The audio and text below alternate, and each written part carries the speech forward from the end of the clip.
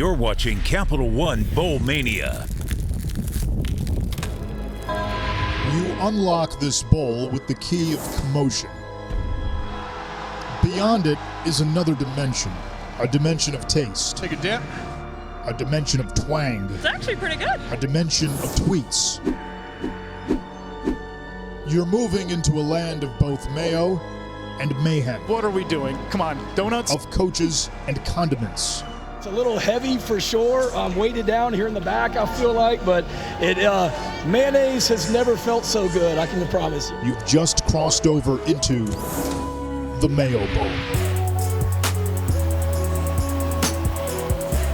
This truly is the Duke of all bowl games. Welcome to the Duke's Mayo Bowl, a part of Capital One Bowl Mania. An old conference rivalry renews amidst the glow and glimmer of magnificent mayonnaise. Maryland and NC State facing off for the first time since the Terps left the ACC for the Big Ten. And with that, we say good afternoon to Anish Shroff, Brock Osweiler, Andrea Carter. From 1956 to 2013, NC State and Maryland played every year, have not played since, so that could create maybe an awkward dynamic, which this bowl invites. You mean an awkward dynamic like Maryland crab cakes meets North Carolina barbecue, grab a little mayo, mix it all up and have a football game? Awkwardness aside, I am so excited for this matchup. I think this is two very quality football teams that are coached by two tremendous head coaches. They play a disciplined brand of football. You have a potential NFL quarterback going against a championship level defense. Should be a lot of fun today. Let's open the jar. We start with Maryland. They started 6-2. The two losses were both close losses. The Terps had one of the best receiving corps in the entire country, but 4 of their top 7 pass catchers will not play in this game. 3 opt-outs, 1 transfer. What they do have, Taulia Tagovailoa, one of the best quarterbacks in college football, and he is so much more than just to his younger brother. He certainly is. Taulia is a treat to watch. He's one of the best quarterbacks in the nation, like you touched on. Holds school records for touchdowns, for yards, 12 300-yard career games. After this football game, he's going to sit down with his family and consider leaving for the NFL draft. I cannot wait to watch him compete against the vaunted NC State defense today. The Wolfpack came into this season with great expectations. They had their highest preseason ranking since 1975. Then injuries hit hard, especially hitting the quarterback room. NC State needed 4 different starting quarterbacks to get through the season. ACC preseason player of the year Devin Leary suffered a season-ending injury in October, but this Wolfpack team rode its defense, one of the best in the ACC, one of the best in the country, and the heartbeat of that unit, the linebackers. They really are. Peyton Wilson, Isaiah Moore, and Drake Thomas, those 3 have a combined 114 career starts at NC State. This unit also has behind them the ACC Secondary of the Year that had 17 interceptions, good for 6th in the nation. I tell you what, it's going to be a treat of a matchup. This defense versus Taulia Tagovailoa. Tubby is ready. The mayonnaise jar has been opened, and we're ready for a bowl game with a little twang. Maryland and NC State getting ready for kickoff. The Wolfpack won the toss, elected to defer, and Maryland, led by Mike Loxley, will receive.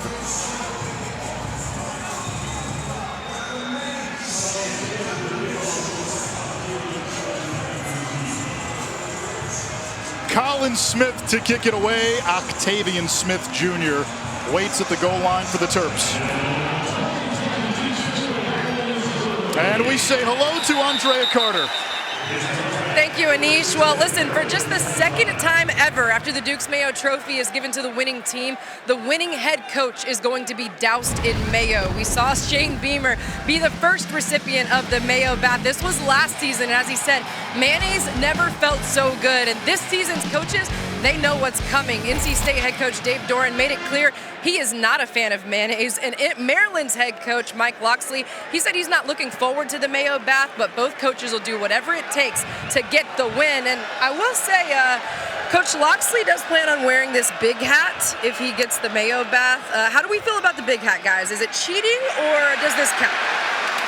It's hedging. That's what it is, as Roman Hemby gets the carry on first down. And interestingly enough, Billy Edwards, who played meaningful snaps, started a game, came off the bench, won the Indiana game for Maryland. He gets the start at quarterback. We were told before the game he and Taulia Tagovailoa would both play, and it's Edwards coming out first. And the give is to Roman Hemby, who makes his way to the 31-yard line, the redshirt freshman, third amongst FBS freshmen in yards from scrimmage. And one more note on Andrea's hit. She said, Dave Doran does not like mayonnaise. I believe the moment she said that, NC State just became America's team. Yeah, we're going to have a lot of fun shenanigans with Mayo today. But I tell you what, having the backup quarterback start for Maryland today cannot be a surprise. Michael Locksley wants to reward his young players for the great bowl practices and preparation they've had this month. Pressure coming. Edwards gets rid of it, completes. It's Jayshon Jones. Pushed out of bounds at the 25-yard line. You think of the receivers that are not playing for Maryland. Rakim Jarrett, Copeland, Dante Demas. Jones is coming back, and he's coming off his best game. He certainly is, and he's the leader of this unit. He had a tremendous season, the leading receiver for the Terrapins. But right there, Billy Edwards just doing a tremendous job of taking advantage of Tony Gibson, defensive coordinator for NC State, and his aggressive nature. NC State brought pressure. Billy Edwards found the hole with Jayshon Jones over the middle. Hemby gets the call again and crawls to the 22-yard line, a pickup of 3. Billy Edwards, a redshirt freshman from Burke, Virginia, began his career in the ACC at Wake Forest, and he presents a dual threat. He can do it with his arm and also very slippery and physical with his feet. He certainly can. Billy Edwards is a great dual threat quarterback. We actually got to see him play live when he came in for Talia's injury at Indiana. Really played well and took command of that offense and led them to a victory on the road. And you see the elusiveness getting inside the 20 to set up third down. Isaiah Moore, one of those linebackers we highlighted, making the stop. Third down is where NC State has been one of the best defenses in the country. Third and short, you're a little limited, but Tony Gibson likes to play the extreme. Sometimes he'll drop, sometimes it'll be blitz zero, and he will bring the entire mansion. He certainly will, and although it's third down, you almost need to look at it as second, because this is probably 4-down territory for Maryland right here. The handoff to Hemby, the redshirt freshman, has a first down, and it's first and goal for the Terrapins. Aiden White and Peyton Wilson combine on the stop. And a good-looking opening drive here with the backup quarterback, Billy Edwards. Well, I tell you what, that offensive line for Maryland really getting off the ball, running a duo play, meaning guard and center and guard and tackle on the other side in combination with the tight ends are double teaming the defensive tackles at the point of attack, working up to the linebackers at the second level, really firing off the ball and setting a tone on third down on the opening drive. The duo play has worked well for the team that plays its home games here on Sunday. Hemby again, scavenging. And he's inside the 5, down to the 4, second and goal. The Terps in the red zone this season. They've scored on 41 of 45 trips, good for a top 15 mark in the country, and 32 of those scores touchdowns. And if there's one chink in the NC State's defense armor, it's their red zone defense, giving up points over 88% of the time. So if there is one weakness with that NC State defense, it's once teams get the ball inside the 20-yard line. Austin Fontaine, a D lineman, comes in as an extra blocker. Hemby again, charging ahead and stood up. It's third and goal. Bowl game. Maryland style of play. You got to believe this is 4-down territory. Boy, how about that tackle by Tanner Ingle at the safety position? You want to talk about a tough football player. This kid's just a little bit different with the juice that he plays with. NFL scouts say he has contact courage, and he is not afraid to step into the box and make big-time tackles.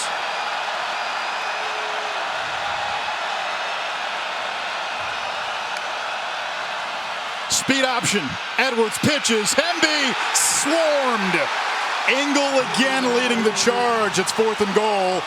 And it looks like Maryland will go for it. Tanner Ingle, Peyton Wilson, Isaiah Moore, all those guys getting to the ball. You can see the ferociousness that NC State Wolfpack defense plays with. They play the way you want to see defense play. They play with their hair on fire. They fly around. They make big-time hits. It's going to be a great test right here on fourth down against the Maryland rushing attack. Ramon Brown in the backfield with Hemby. Now Hemby goes wide. Edwards rolling right, hit and sacked. Drake Thomas, who's led the ACC and TFLs 2 years in a row, and the Wolfpack come up with a goal line stand. Drake Thomas making his final start for the Wolfpack, off to the NFL draft after this game. I'm not surprised by this stop by NC State. Tony Gibson wants to be aggressive right there, bringing a blitz zero, so it's an all-out blitz, man coverage across the board. Nobody got open for Maryland. It was a perfect coverage sack, and then also Drake Thomas shooting the gap and getting in the backfield. And Ben Finley gets the start at quarterback for NC State. And on first down, he'll hand it off to Jordan Houston for a short pickup. So both teams told us they would play multiple quarterbacks. We expected Taulia to start. They didn't reveal who the starter would be. It was Ben Edwards who got the start, or Billy Edwards who got the start. NC State, we knew it was going to be MJ Morris or Ben Finley. Coaches didn't tip their hand, and it's Ben Finley who started the regular season finale, a win against UNC, getting the start. Older brother Ryan, a standout quarterback for the Wolfpack, and that's nearly intercepted by Tarheeb Still, intended for the former Maryland Terrapin, Daryl Jones. Boy, that's going to be one that Ben Finley is going to want back tomorrow. Thayer Thomas in the slot, really doing a great job on the inside slant route. Had the opportunity to catch and run, make a big one there. Thayer Thomas, a guy that you want to get the football to as often as possible. He's 6th in career yards at NC State, 2nd in career touchdowns. He's a big-time playmaker for the Wolfpack. Third down, 7 to go. First drive for NC State after the defense came up with a goal line stand. Maryland brings pressure off the edge. Finley over the middle, ball is tipped and picked. Intercepted by Fanaje Gote, and the Terps get it right back on the edge of the red zone. Ben Finley just trying to get the shallow cross route to Daryl Jones, the former Maryland Terrapin. Just puts the football a little bit behind Daryl. That's really hard for a receiver that's running full speed across the field. That ball kind of jumps on you coming up over the offensive line, surprises receivers at times. That's a ball that Ben Finley, who has been accurate in his game action this year, needs to get out in front of Daryl Jones so he can make an easy catch and run. We have an injured Maryland player on the field. NC State turns it over on its opening drive. Another crack at it for Maryland from the 23-yard line.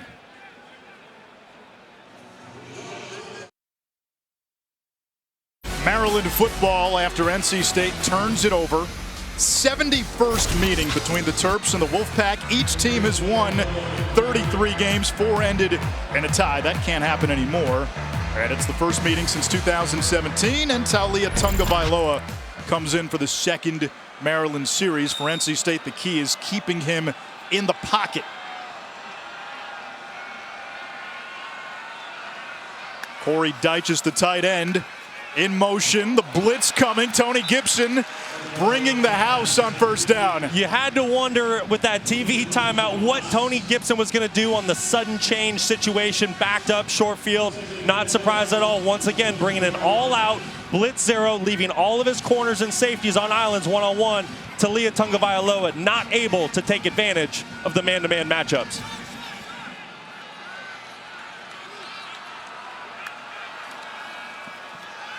Tungavailoa's pass is incomplete. Wanted Shalik Knotts out of Monroe, North Carolina, not too far from here. Young wide receiver, part of a deep receiving room, and we're going to see some of the hidden gems that didn't get a chance because of the depth at that position during the regular season. Mike Loxley's really high on Shalik Knotts and Ty Felton. Yeah, certainly some great young receivers getting some of their first big-time action today. That last pass, Taulia just getting stepped on by running back Roman Hemby, which is what created the misfire. And now Tony Gibson can dial it up on 3rd and long. He'll drop 8. In the pocket, Tungavailoa rolling out. Floats it toward the end zone and intercepted. Cyrus Fagan, the strong safety with his 3rd pick of the season, That is that defensive backfield for the Wolfpack. It's their 18th interception on the season, top 10 nationally. Yeah, it's going to be close. I don't know if Cyrus got that right foot in bounds. After seeing the initial replay, that's clearly an interception. Big-time play by safety Cyrus Fagan. Definitely a leader on that back end, makes a lot of calls. But going back to why that happened, Talia Tungavailoa just throwing the ball up for grabs. You know, Talia, a kid that wants to sit down with his family after this football game and discuss possibly going and entering his name into the NFL draft. If he's going to make that next step, he's going to need to find out that ball security is job security. A lot of NFL scouts in the stands today to watch Talia. Ben Finley back out there for the second drive, throws to the freshman, Michael Allen. For the first 8 games, Allen only had 10 carries, all of which came in garbage time against UConn. In the last 4 games, he's averaging 10 carries per game. He's an electric freshman, an ESPN 300 recruit, and a guy with a big upside in Raleigh. He certainly does. He's someone that's a lot of fun to watch on film. He runs the way you want your running back to. He runs hard, lowers his shoulder, has great pad level. When you come up to make tackles against Michael Allen, you better be ready for some contact. NC State in this game will have a new play caller. Their offensive coordinator, Tim Beck, took the head coaching job at Coastal Carolina. So Kurt Roper, who was the running backs coach, takes over as a play caller, and he's had experience doing that. He was the OC at Florida, South Carolina, and Duke. Yeah, and that's the good news for the Wolfpack faithfuls. They have an experienced play caller calling plays today, even with the Tim Beck departure. One thing that he did note to us with Kurt Roper, don't be surprised if you see some aggressive downfield shots early in the football game. Underneath throw, Thayer Thomas gets free into Maryland territory and stays in bounds across the 30-yard line all the way down to the 27, a gain of 36. Thomas, in his NC State career, second all-time in receptions behind former teammate Emeka Emezi, second all-time in touchdown catches behind only the great Torrey Holt. Well, you can see why there. He takes a simple 5-yard stick route and breaks it for an explosive gain for his Wolfpack offense. The kid's very crafty, great route runner. You can see why he's such a weapon in the slot. Allen on the cutback to the 25. Going back to the explosive gain 2 plays ago, like I said, just a simple stick route to Thayer Thomas, up, breaking out at 5 yards. He finds the soft spot in the defense, and then he's also dangerous after the catch.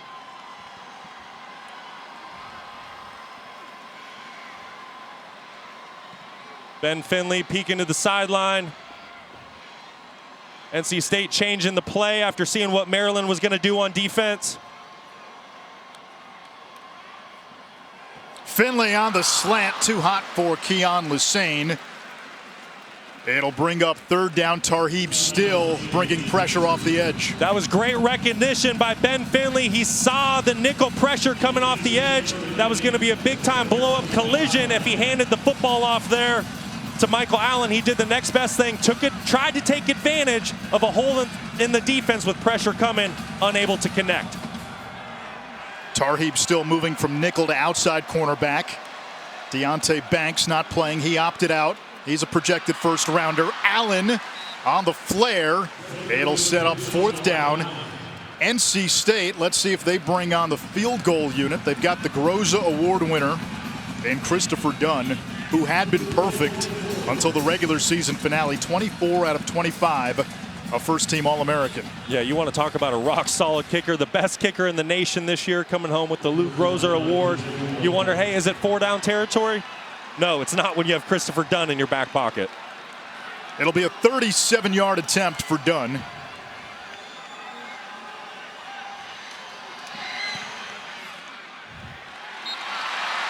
And NC State on the board first. Thayer Thomas set it up with a big run after catch.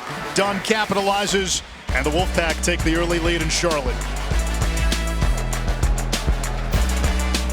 The Duke's Mayo Bowl is brought to you by Duke's Mayo, the official condiment of the tailgate, and Capital One. What's in your wallet? Oh, the sickos out in full force.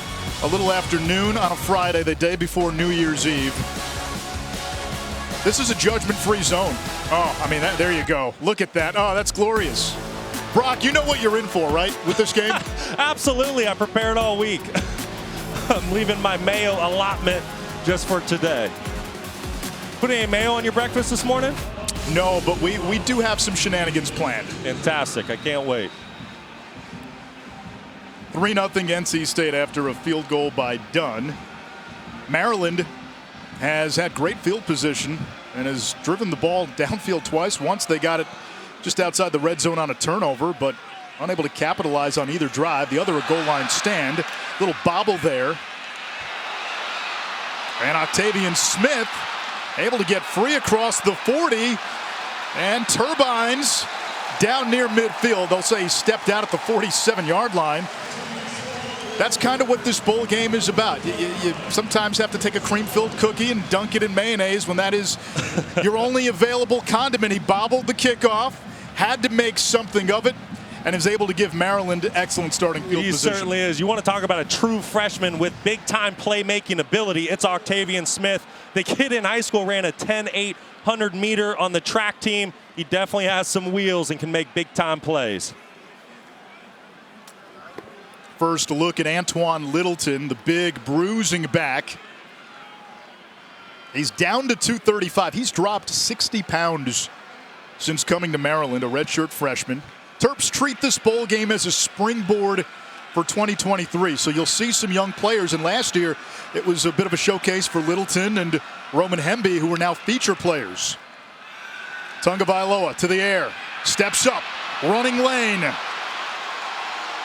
Across the 40, and Maryland back inside the 30 of NC State, a gain of 24.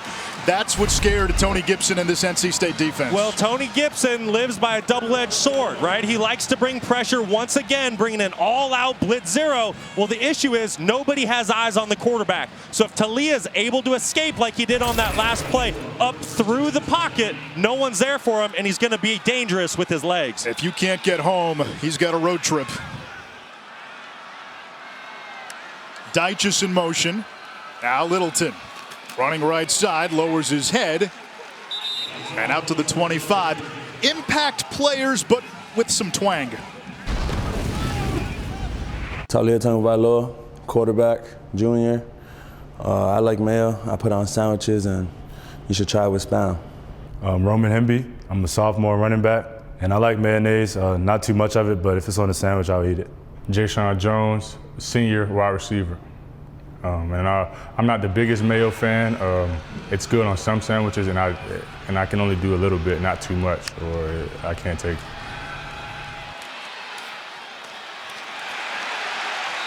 Littleton lost a yard. Third down. Drake Thomas not fooled for a second there. Drake Thomas off to the NFL draft today, making his 38th career start, sniffs out the screenplay that Maryland was trying to dial up. Going to need to get an offensive lineman on Drake Thomas if you're going to get the screen game going. Thomas second to team all ACC. All three linebackers earned all conference honors. Third down now.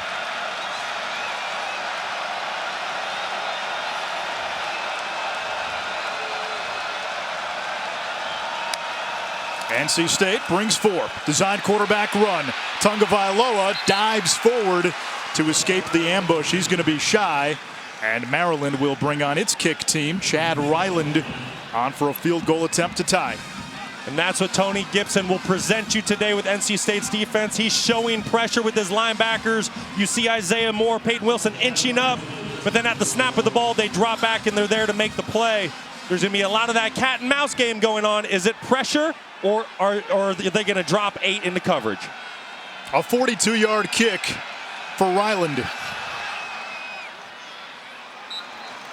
And it's good. Maryland ties it up. 3-all with 3:24 to go in quarter number 1. It's an old conference rivalry renewed in the Duke's Mayo Bowl.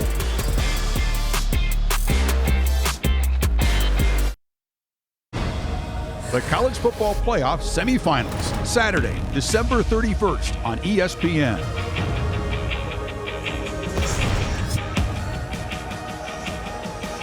Anish Shroff, Brock Osweiler, Andrea Carter down on the sidelines. It is the Dukes Mayo Bowl, which has turned into this spectacle. ACC versus Big Ten. Dave Dorn has come out and said, I do not like mayonnaise, not on green eggs and ham, not on anything. However, if NC State were to win, he said, I will subject myself, albeit reluctantly, to the post-game Mayo bath. And a lot of his players do want to see that for that very reason, because Coach does not like mayonnaise. Julian Gray lets this one go over his head, and NC State has it at the 25. This one's a rare bowl rematch. Last year, Iowa and Kentucky met in the Citrus Bowl. It was on New Year's Eve. This year, they square off in the TransPerfect Music City Bowl in Nashville. Both teams went 7-5 this season. Coverage begins at noon Eastern on ABC and the ESPN app. Devin Leary, former NC State quarterback, has committed to Kentucky, where he will play next year. Liam Cohen coming back to Kentucky as the offensive coordinator after serving in that role with the Rams. Ben Finley on for his third drive. Still no MJ Morris. Jordan Houston met by a phalanx of Terrapins right at the line of scrimmage. Second down. Finley started that final regular season game, that win against North Carolina. Wild, entertaining game, and he's got great bloodlines. His brother played at NC State. When you turn on the tape, what do you see? Well, I tell you what, I was really impressed with how he played against the North Carolina Tar Heels, leading his team to victory. You can tell he makes quick decisions. He's a quick processor. He's accurate with the football. There were some game situations that he was able to flash his football IQ. He's someone that I definitely want to keep my eyes on over the next couple years as he continues to develop. Back to Houston. Finds a bit of a hole and gets out to the 30. It brings up 3rd down and 5. The run game all season for NC State has just not been consistent. They average less than 3.5 yards per carry. They lost Demi Sumo Karngbe, who was an explosive back, to an injury. Michael Allen has come on late, but they just haven't had consistency at that position.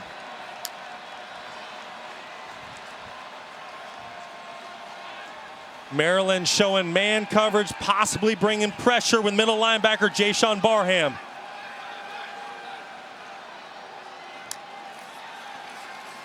Here comes the blitz. Finley floats it downfield and off the right hand of a lunging Thayer Thomas. It'll bring up 4th down. And you have to remember, NC State missing 2 first-team All-ACC offensive linemen. No Grant Gibson, no Chandler Zavala. That's their left guard and their center, so a little thin on the interior. Yeah, they certainly are. There's a lot of players missing on both sides, whether it's injuries, opting out of the game, getting ready for the NFL draft, trying to get healthy, or hitting the portal, which is why you see guys like last play, true freshman Gavin Gibson doing a tremendous job there on Thayer Thomas on 3rd down. Caden Noonkester from Marvin Ridge High School in Waxhaw, North Carolina, just south of here. He will punt it away. And Jayshon Jones will receive. That one almost blocked. And Maryland covers it up at the 35-yard line. We're back in 10 seconds after a message from Ally. How you support your team is how your money deserves to be supported. That's why we're all better off with an Ally. Back to you.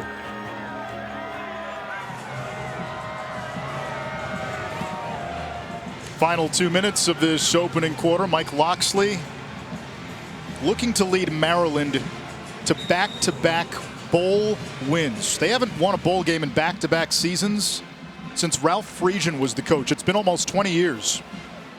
Yeah, not only that, Maryland's going for their 8th win, which would be the first time the program's had 8 wins since 2010. A lot to play for today. Now, that was Friedgen's final season. That's Hemby, Wildcat there. And a loss of a yard. 2nd and 11.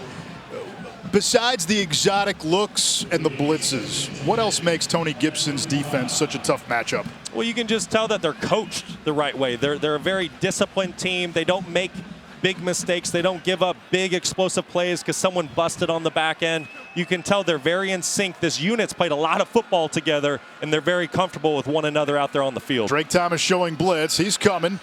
Tagovailoa fires a strike, and that's Ty Felton, one of the young wide receivers, his 20th catch of this season. Big-time speed. He picks up 13 and a first down. It was a great slant route there by Ty Felton. You can tell he's got great chemistry with Talia Tagovailoa. does a great job winning the one-on-one matchup, just sticking his foot in the ground and crossing that defensive back's face to protect the throw. Felton changing his number to 7. That was Dante Demas's number.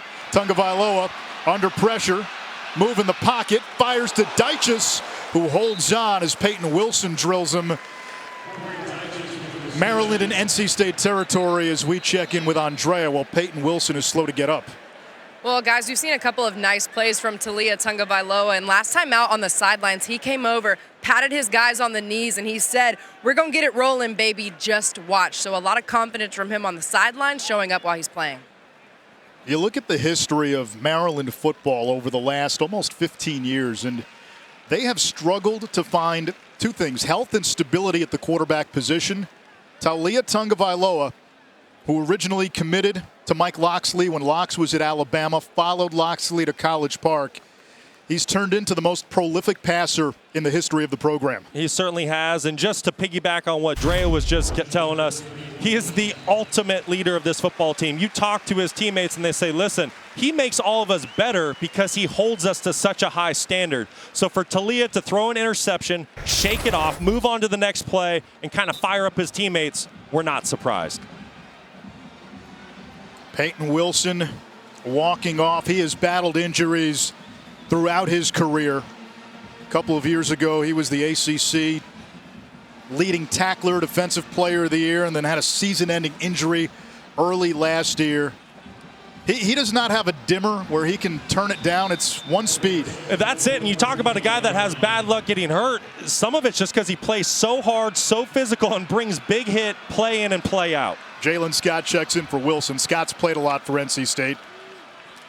On the ground, Hemby tried to pinball off a defender. Instead, he gets stuffed. Close to the first down, a yard shy. That's Ingle, the hard-hitting safety. Surprise, surprise. Tanner Ingles there to force the 3rd and short. I tell you what, this safety plays the game the right way. He's tough, he's physical, he flies around. A lot of fun to watch.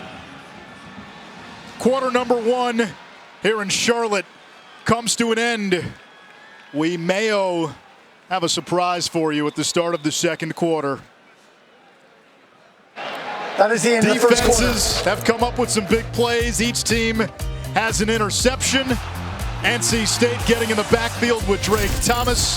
Tied at 3 at the end of 1 in Uptown Charlotte.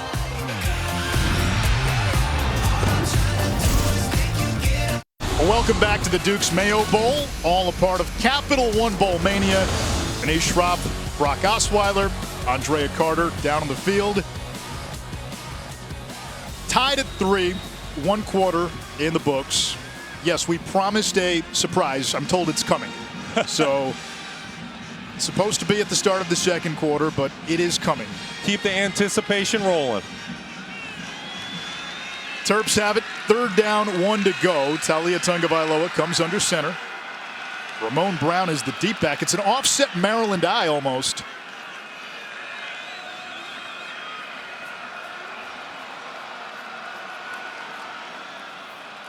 And they hand it to Littleton. And this NC State defense, 3rd and short. That's twice now they've come up with a big play. There's a reason they excel on 3rd downs. No question. I tell you what, this NC State defense came to play today. Isaiah Moore, middle linebacker, making his 55th career start today for the Wolfpack. Just meeting Antoine Littleton right in the A-gap and says, you're not crossing this first down line today. 4th down. Terps decide to go for it. No surprise. They're aggressive offensively. NC State showing pressure. Wolfpack crowd the box. Tagovailoa tries to shovel it forward. Incomplete. And that's going to be incomplete. It's a forward pass, and it's a turnover on down. So Maryland has been in Wolfpack territory on all 4 possessions, on the field is and all they have is a field goal. 4 possessions with only 3 points to show for it. Maryland's had every opportunity that you would want early in a football game as an offense, but I tell you what, give credit to that NC State defense led by Tony Gibson. Boy, they got their screws tight today, and they came to play some football to cap off this 2022 season. It's Ben Finley again for NC State. MJ Morris was hurt late in the season. Had been practicing, saw a lot of first-team reps leading up to this bowl game, but it's been all Finley so far. And Finley scanning the pocket on the drag, finds Thayer Thomas. A pickup of 3. It sets up 2nd and 7. Great catch by Thayer. Ball just a little bit behind him. Ben Finley, redshirt freshman, just trying to find some rhythm early in this football game. He's made some great throws. He's also missed a couple right there. Thayer Thomas bailing him out with the great hands. The speedy freshman Michael Allen is the running back, and Maryland showing blitz, and now the finger pointing commences.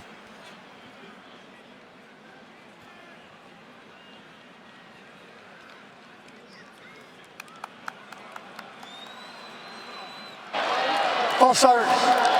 Offense number 52. 5-yard penalty. Still 2nd down.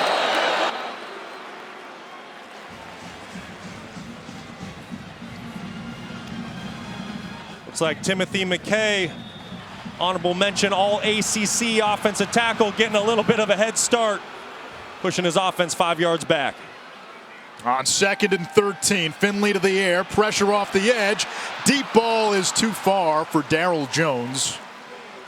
It'll bring up 3rd down, and how about impact players with a little dollop of mayonnaise? My name is Jordan Houston. I play running back. I'm a junior, and I don't like mayonnaise. My name is Thayer Thomas, wide receiver, and I'm a senior, and I love my mayonnaise on my chicken sandwiches.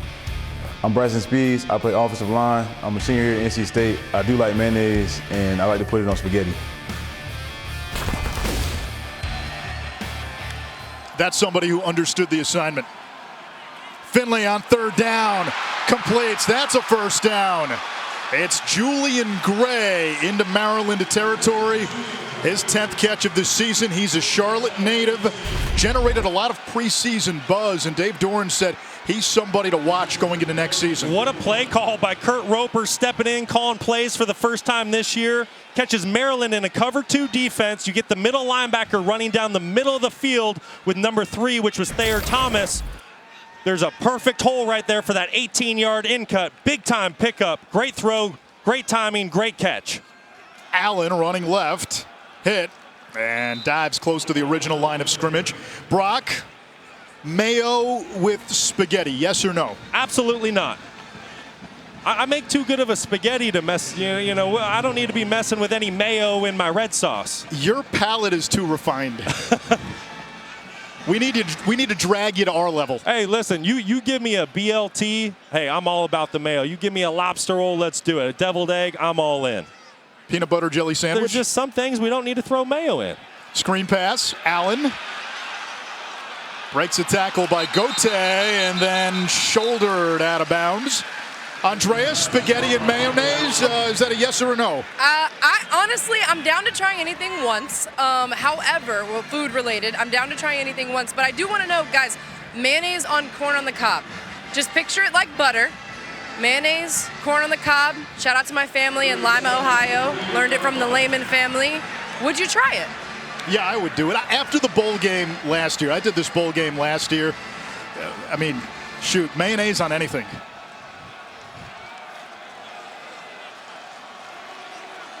Third down, Jordan Houston comes in. Maybe we can bring that up in the 3rd quarter. Mayonnaise and corn. Finley scanning, slings it. Thomas, and let's see what they give him with forward progress. A little short, about 1.5 yards shy. It'll bring up 4th down, and there's an injured Terrapin way back near midfield. That's Tank Booker. Interesting scheme there by the NC State Wolfpack. Thayer Thomas taking advantage of some inside leverage. Great route, great timing. But out on the outside, it was almost like the receiver stopped and they were getting ready to block for Thayer. If they would have just cleared out the defensive backs, I think that would have been an easy pickup for Thayer. We'll step aside while the Maryland training staff attends to Booker. 11:51 to go. First half, all tied at 3.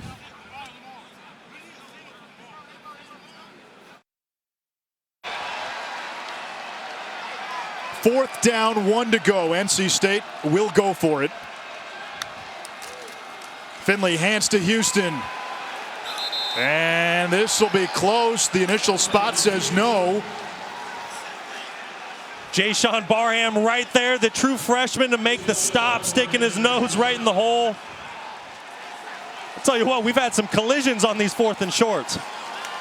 It is Maryland ball. The Terps get the stop. Wow. And Barham, to your point, led all Big Ten freshmen in tackles. They feel they've got a special talent. And again, true freshman just scratching the surface. Certainly special's an understatement. Jayshawn Barham had a stellar true freshman campaign, making the freshman All-American team. Someone to keep an eye out for over the next couple years. He'll be making plenty of big-time plays. Maryland has been in NC State territory on every drive. Only the field goal, however.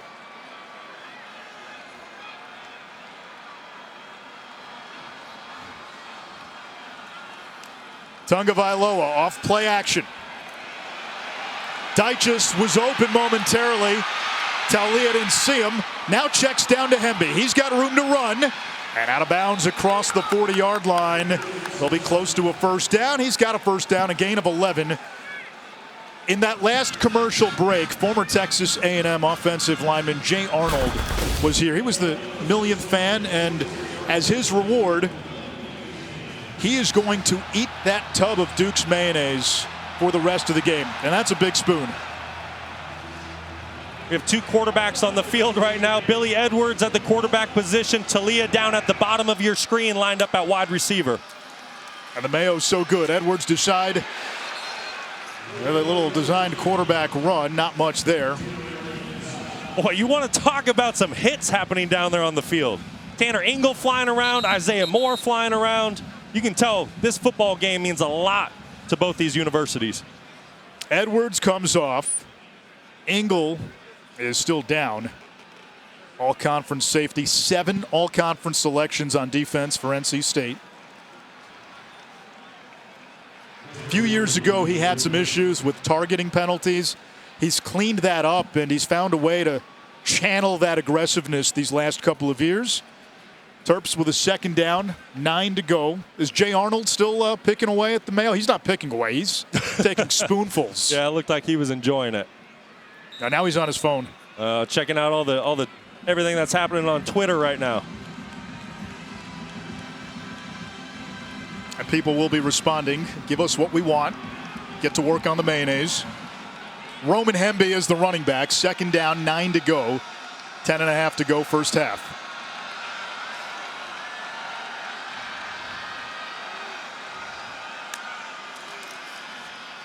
Hemby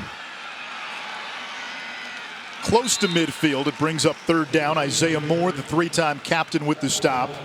Hemby's accounted for almost a quarter of Maryland's scrimmage yards this season.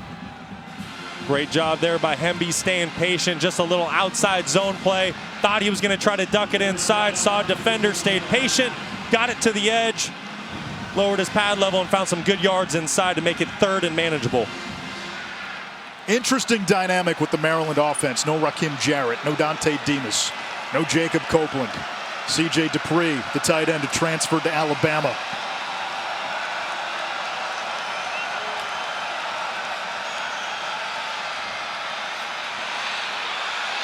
All day. Downfield, it's caught. That's Ty Felton. Well, they didn't have all those pass catchers, but they feel Ty Felton is next. They certainly do. You talk to Michael Loxley and the rest of his staff, and they say, listen, we recruited for this moment. We knew we were going to have 3 receivers leave for the NFL at some point. So it sounds like they're very comfortable with their depth. Taulia did a tremendous job there. He was running a man-to-man scheme against zone. Nobody was open. He stayed patient, was able to find Ty Felton late, ad-libbing down the field. Meanwhile, Hemby choosing violence on that run for a first down. And with that last pass completion, Taulia Tagovailoa breaks another Maryland record. Most completions in school history. High snap, and before the snap, a whistle. First charge timeout, NC State. Timeout, Wolfpack. Maryland pressing the gas pedal again within striking distance. 9:08 to go in the second. The Duke's Mayo Bowl is brought to you by Duke's Mayo, the official condiment of the tailgate, and Burger King. Both teams had some fun in the Queen City. They went to Charlotte Motor Speedway, took laps going about, 160 miles per hour. Monday night, teams were greeted with their own tailgate at Queens Park Social, did some bowling there, arcade games, and they also visited Second Harvest, the local food bank, to help pack bags for local kids to have meals over the weekend. That's one of the most rewarding parts of the bowl experience, getting to help the community that you're in for that week. Certainly is. It's so great to see these student athletes getting out there, making a positive difference within the community. It's really special to see them really taking advantage of this bowl game and everything that it has to offer. Meanwhile, the mascot race, the turtle, slow and steady was the plan. Testudo.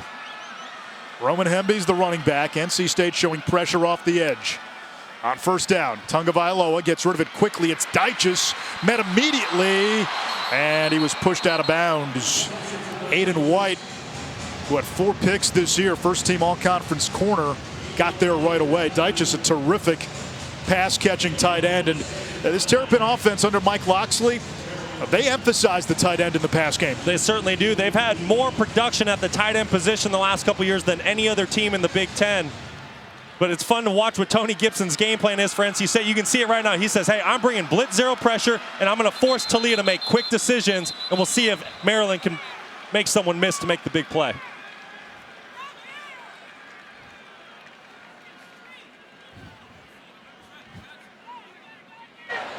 False start. Offense, number 71. 5-yard penalty, still second down. 71 is Jalen Duncan, a big-time prospect. He's drawn the attention of several NFL scouts, and in some mocks, he is a projected first-rounder or very close to it. He certainly is, and you can understand why. He's 6'6", 320 pounds, but he doesn't play like it. He bends well. He's got long arms. He's athletic. He can get out in front and run in the screen game. Very talented player at left tackle.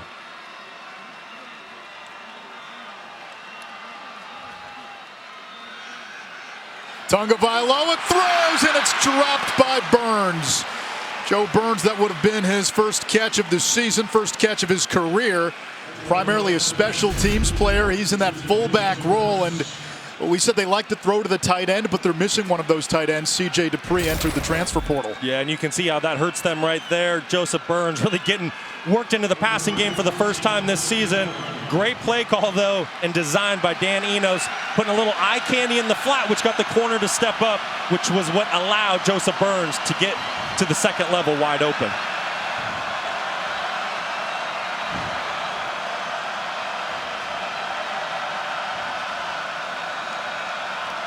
On third down, here's the blitz. Tagovailoa lobs it for Smith. Did he hold on? Touchdown, Maryland. I think that one might be ruled incomplete. It looked like there was a little bit of a bobble at the end. You have to possess the ball and have complete control all the way through the catch. It was a great attempt, great effort. I just don't know if that was controlled all the way through. The replay booth is looking at it. Every scoring play is reviewed. Every play is reviewed. Now the key for Maryland here is that it was ruled initially a touchdown. I don't know, on second look, that's starting to look like a completed catch. It's going to be a touchdown. Maryland got the kickoff, so they looked at it upstairs. Didn't see enough to call for an extended replay. It's a touchdown for Maryland and a touchdown for Octavian Smith. Just his second touchdown catch of the season. 5 of his 10 receptions this year have come in the last 2 games, the regular season finale and today in the Dukes Mayo Bowl.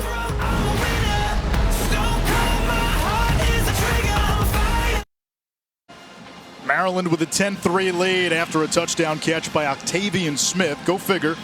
Both his touchdown catches in his career have come in the Queen City. Had one earlier this year when Maryland played at the Charlotte 49ers. Tell you what, Octavian Smith showed up today. He was ready to play. He's already made a huge play on special teams with a big kick return. Coming back, I was dead wrong. I thought he bobbled that last touchdown catch. That was clean as can be. Tremendous play by Octavian Smith to get Maryland up 10-3.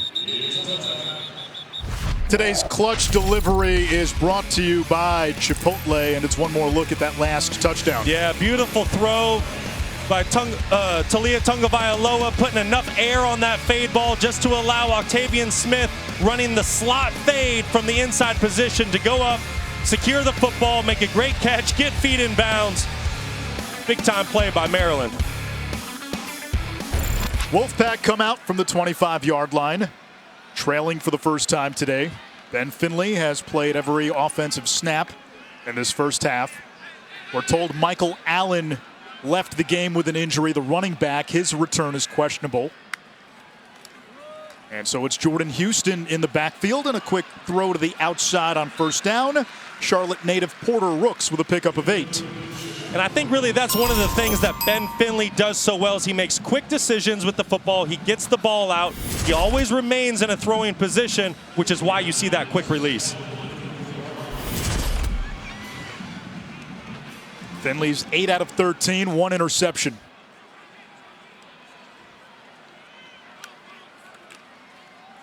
Houston moves the chains. Boy, it's tough sledding inside today. Both of these teams on defense came to play in the trenches. These defensive lines making it very difficult in this first half to run the football. NC State without one of its starting receivers, Devin Carter, in the transfer portal. He was a big play threat, did have some issues with consistency in his Wolfpack career, so you'll see more of Keon Lusane, more of Terrell Timmons lined up on the left side at the top of your screen, number 82.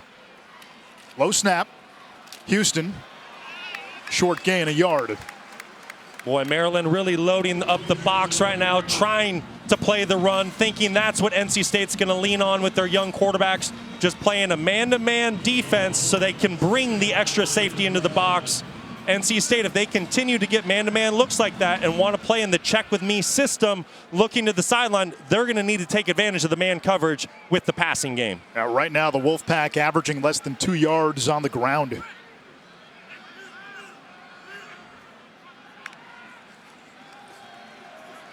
Finley pumps, lets it fly down the seam, and incomplete. A diving effort. And the receiver down after the play. That's Timmons. Had a big 28-yard touchdown catch in the win against UNC. Boy, the freshman walk-on just not quite able to bring it in. Laying out for the football. Great throw there by Ben Finley, taking advantage of the quarter's defense by Maryland, trying to hit the big post over the top of the safety's head. And Timmons into the tent. Third down, 9 to go. Keep an eye out for Thayer Thomas. He's in the slot at the top of your screen. He is definitely Ben Finley's go-to guy on third down. Finley instead throws to the sideline, and it's brought down for a first down. Darrell Jones again. We mentioned he was a former Terrapin. He played his best game for Maryland in the bowl game last year. 111 yards, 2 touchdowns in the Pinstripe Bowl. Boy, great job there by Darrell Jones, just running one of those 12-yard stop routes. You try to get the defensive back going, you hit the brakes, and with his big body at 6'3", 200 pounds, he's just able to box out the defender and go pick up the first down for his team. And that is Corey Coley wearing number 3 today, not Deontay Banks, who's not playing, getting ready for the draft. Finley downfield to the sideline. Jones again. I'll tell you what, Ben Finley on this drive has thrown a couple of dimes. I love what Kurt Roper is doing right now. He just called a play where Darrell Jones sells the go route but then hits the brakes at about 10 to 12 yards. So then he comes right back and he's messing with the cornerback's head saying, hey, you think I'm going to hit the brakes again? No, we're going to run a go route, perfectly thrown back shoulder ball. You can tell Ben Finley and Darrell Jones are definitely in sync and on the same page. Tootle is the tight end. He motions. Finley again to the air. Lobs it downfield. And it's caught by Tootle inside the 5. The 6'4" tight end on the touch pass. And it's first and goal, NC State. I love it. Great catch there by Tootle. Ben Finley doing a great job with his eyes, holding the middle of field safety away. He knew he wanted to go go to the wheel route. There was a post clear out to that side, got the corner out of the way, and then Ben Finley taking advantage of the tight end being covered by a linebacker. And it looked like it may have gone off the hand of Bo Braid, the safety. On 1st and goal, Finley rolling right, stops, and fires incomplete in the direction of Jones. And there's the football IQ showing up for the redshirt freshman. Everything was covered by Maryland. He was under duress, pressure was coming, did the next best thing with the football, saved the field position, threw it out of bounds.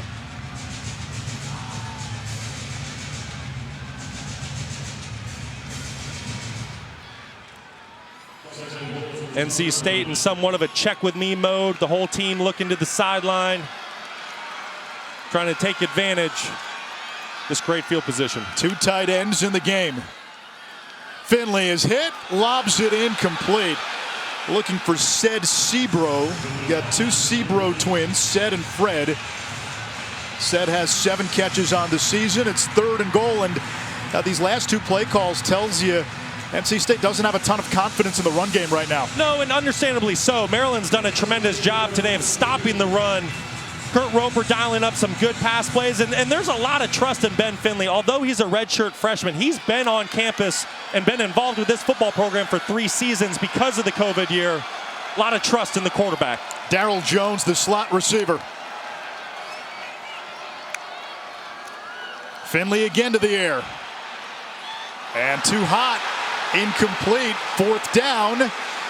And now if you're Kurt Roper, you're this offense. Do you go for it? It looks like they will. Nope. And that's a win for this Maryland defense.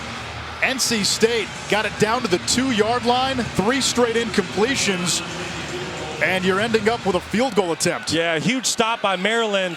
On the other side of you can see what Dave Doran's thinking. He says, listen, my defense for NC State right now, they're playing lights out, and this is probably going to be a low-scoring game. I'm going to take the points when they present themselves and lean on my defense. 19-yard chip shot is good. It's 10-6. 4-point game with 4.5 to go in the first half.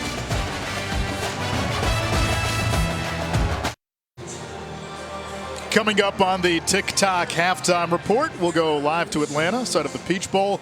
The quarterbacks tell the story in the college football playoff semifinals and Jim Harbaugh's quest to get to that championship game. Last year, they were knocked off in the semis by Georgia. They take on TCU. It's Ohio State and Georgia in the other semifinal game. College football playoffs coming your way tomorrow. Can't wait. It's going to be a ton of fun to watch. I'm sure Michigan has a very sour taste in their mouth with how the playoff ended up for them last year. Out to prove some things this year. Should be a fun day of football. Octavian Smith, who has the Maryland touchdown, across the 20, and pretzels to the 27-yard line. Take a look at today's performance update prepared by Tax Act. And it's Ben Finley. We're told he will play the entire game. MJ Morris, we were just told, will not play today, and he's made some nice throws. I'll tell you what, for a quarterback only making his 2nd career start, he's really flashed some greatness out there today. Good go ball, great back shoulder. He's picked up some 3rd downs. You know, found Thayer Thomas to convert some big-time plays, and you can see that this kid has a chance to be very special. Maryland goes empty on 1st down.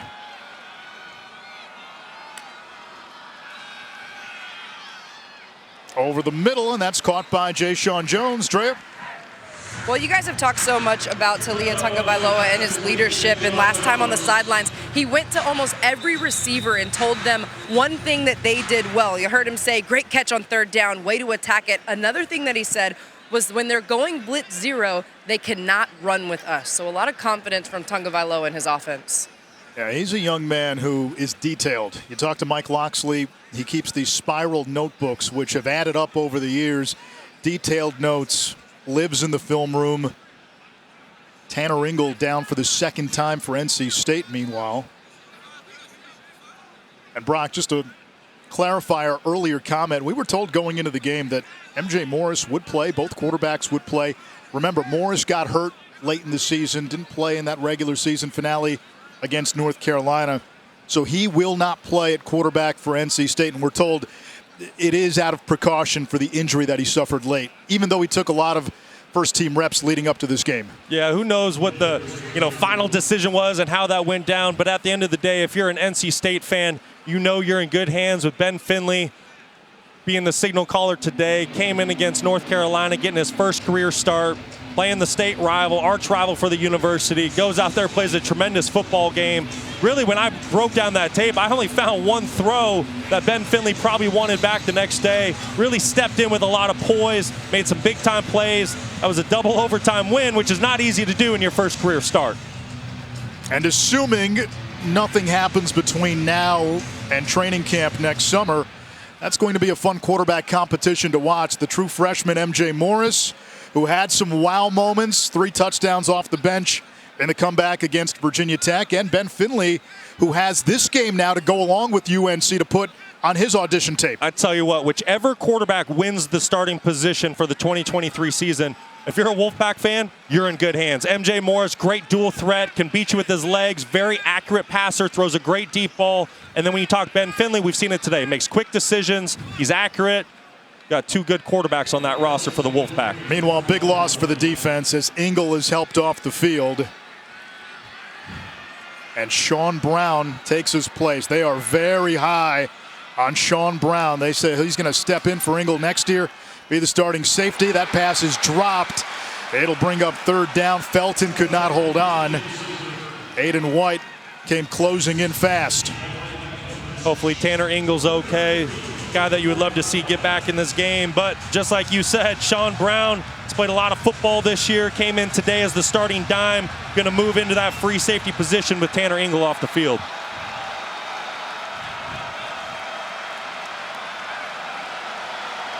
Terps are 4 out of 8 on 3rd downs against one of the best 3rd down defenses in the country.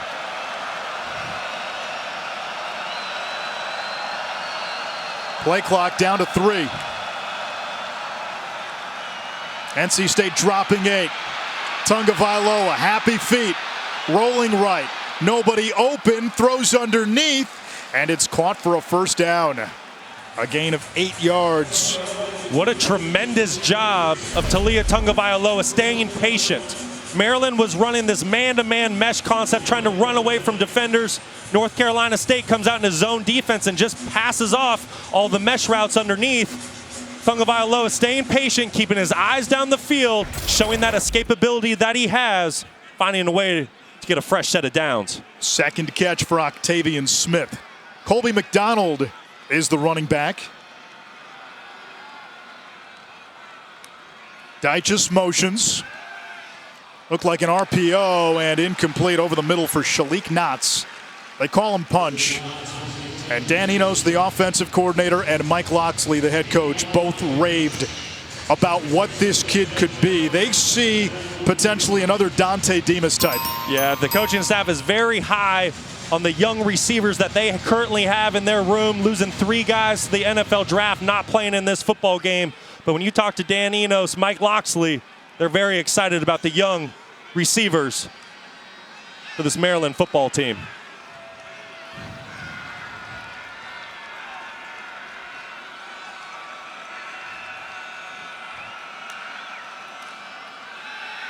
Tungavailoa under pressure and sacked. C.J. Clark, the big D lineman. Not sure why Talia hung on to the football there. He had man coverage. He had his go-to receiver in Jayshon Jones in a man-to-man slot fade situation. That's one where, as a quarterback, you just got to take a quick 3-step drop, get the ball up to your playmaker, and give him a chance to make a play versus man coverage. 2nd sack by NC State, and Maryland now has given up 22 sacks in its last 4+ games.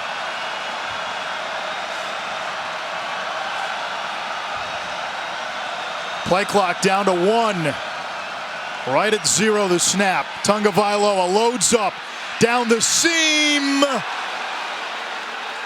And they say incomplete. Wanted Felton. Intended a for Felton. Cyrus Fagan was there. I think he pulled that one in. Well, the side judge said incomplete from the far side of the field. They ruled it complete. We'll take another look. Wow, what? That hits the ground. Touches That's the an ground there. incomplete ball. I was going to say, what concentration to bring that The football ruling in. on the field is a completed catch for a first down. The previous play is under review. Yeah, the side judge came out nearest our broadcast position and said incomplete almost immediately. On the far side, yeah, the ruling was a catch. Just depends on what side of Ty Felton you were on. If you were behind him, kind of looks like a catch. If you're in front of him, it's a clear-cut, incomplete pass. Fagan tips it. And yeah, that ball hits the ground. You can't use the ground to secure the ball. The ball is allowed to hit the ground if you have control of it. And so this should be a quick overturn. Tell you what, though, I love the aggressive play call by Dan Enos. A lot of times on 3rd and 17, you see a quick screen, see a draw to the running back, and you just kind of reserve the right to punt, head to the sideline. I'm with Dan Enos. He said, hey, we're here to win this bowl game. I'm going to take a shot down the field and try to pick up this first down.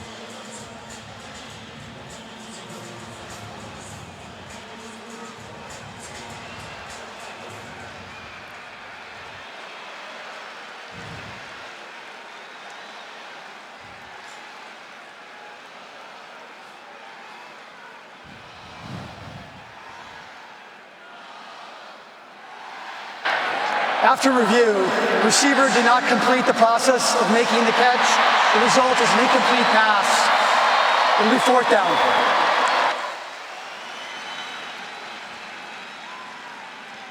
So the punt team will come on.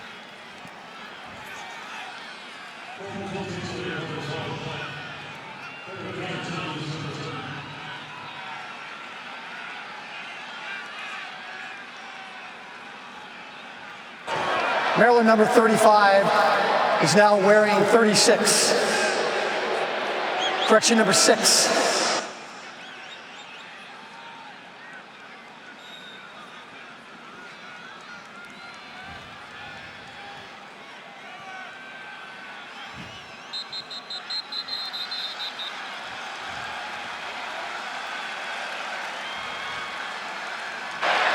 False start.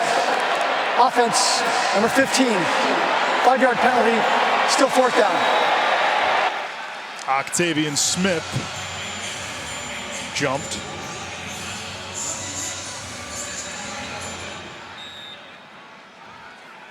Colton Spangler will kick to Thayer Thomas. Well, these young receivers are doing double duty today, playing special teams and starting at the wide receiver position. Fair catch made at about the 30. Here's our upcoming featured ESPN football lineup. Michigan, TCU, Georgia, Ohio State in the college football playoff semis. Tomorrow, Penn State and Utah face off in the granddaddy of them all. It's the Rose Bowl, and how about Monday Night Football? Josh Allen, Buffalo, Joe Burrow, and the Bengals. Bengals have been red hot of late. Might be a potential AFC championship preview. NC State with Kurt Roper as the play caller today. Robert Anae, hired away from Syracuse, had a lot of success at Virginia and BYU, will be the offensive coordinator next season. There is Roper with the glasses through the foggy window.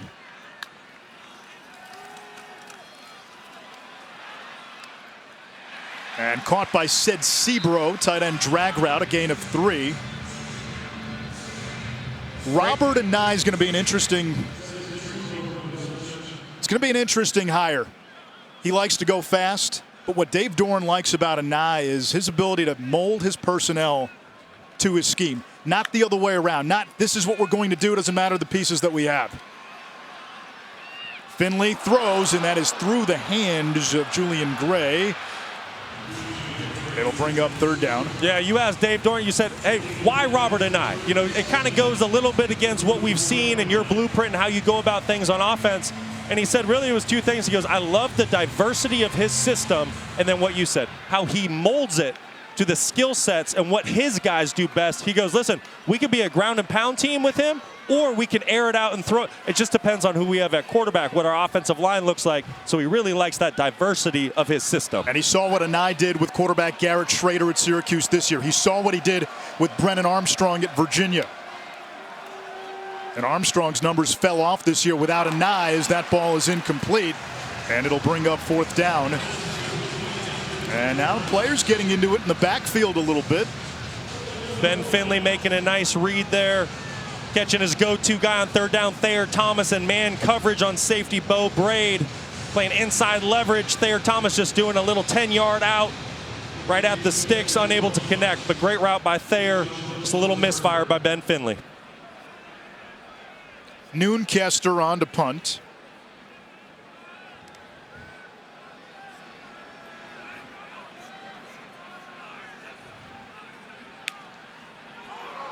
It's going to be false start on NC State out there at the gunner position.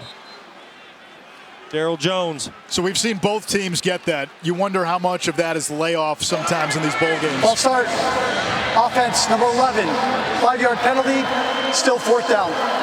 That's exactly what it is. It's just you almost have to knock off the rust a little bit. You know, you kind of cap your season, and then you have 3 weeks where, yeah, there's a little bit of practice, but then you also go home for Christmas. You're taking finals, and it's almost like football takes a back seat for a little bit, and then you got to get back into game mode.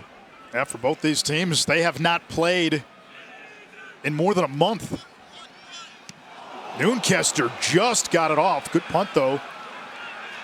And Jones with a fair catch at the 22. Talia Tungavailoa coming out, having some ups and downs today, but the one thing that has been constant is making plays outside of the pocket. He's very dangerous with his legs, finding some explosive plays today, and then making some big-time throws from the pocket, finding a big-time touchdown pass with the back shoulder fade on the inside slot route. I tell you what, the one thing with Tungavailoa, things might not always go perfect, right? He had the red zone interception. He's missed a few throws. But I tell you what, he brushes off the previous play almost better than anyone else in the country, stays positive, and keeps moving forward and making plays. He owns every significant career passing record at Maryland. Little twist by the Wolfpack. And incomplete for Hemby. Tried to thread the needle. 2nd down. Brock, you brought it up earlier. Now, there is chatter. Will this be his final game? What decision will Talia make after the game? If you were advising him as a former quarterback, what would you suggest? Well, you know, there's a lot of things that go into it. You know, do you feel like you've accomplished everything you wanted to and also can do at the collegiate level? If the answer is yes, well, then it's a no-brainer. Yes, you step on to the next stage in life and enter yourself into the NFL draft. But if you feel like you can improve your skill set, you can improve your draft stock, and you can build upon the already great career you've had, you come back to school for another campaign.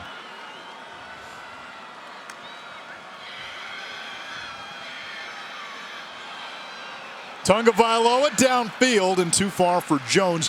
I know you were in that spot coming out of Arizona State. You really wrestled with, do I come back for another year versus do I turn pro? Yeah, and I think a lot of quarterbacks obviously are faced with this decision that have pro potential, and every situation's different. For me, there was a new coach coming in. There was going to be a new coordinator, a new system. There was a lot of different new moving parts where if Talia Tungavailoa decides to come back to school, he knows what he's getting. He knows the system he's playing in. He knows who his teammates are, so he can really build upon all the great things he already does.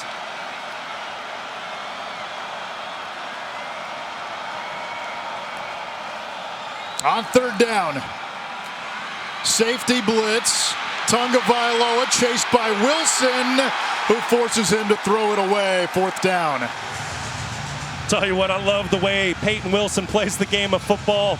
He was nicked up earlier, went to the sideline for a few plays. He's back out there running around with his hair on fire, just consistently making plays for the Wolfpack defense.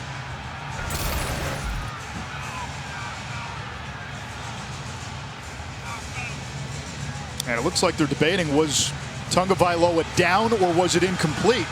And that will depend on this spot. And they're going to back Maryland up, it appears. Now we get a flag.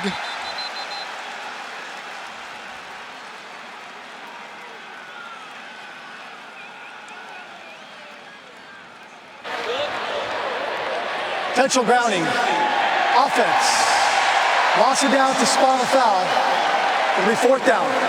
Yeah, so in that case, Tagovailoa was out of the pocket, but there's a second part. The ball has to cross the line of scrimmage, and it didn't. So that's the spot foul. It's intentional grounding.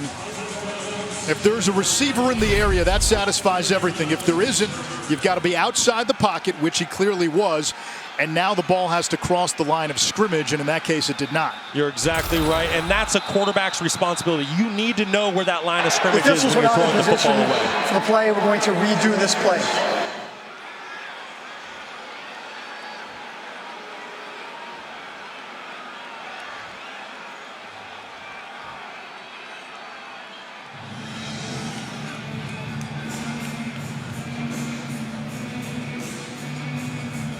Officials were not set, so that is the confusion.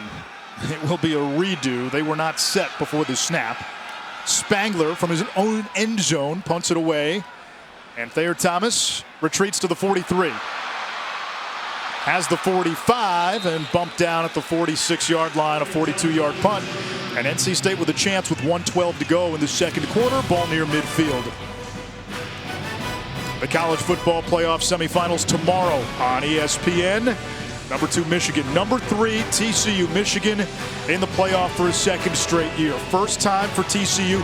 The Big 12, 0 college football playoff wins. And then Georgia and Ohio State meet in the Peach Bowl at 8 p.m. in the second semifinal. Winners playing the championship Monday, January 9th. Finley to the air, to the outside.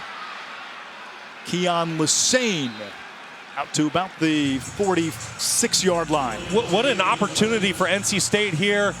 Clock goes a minute to go in the first half. NC State receiving the opening kickoff of the third quarter. So if they're able to find points here, get some points to start the third quarter, they can really put themselves in a good position. Lesane got his hand on it, goes out of bounds. Clock stops.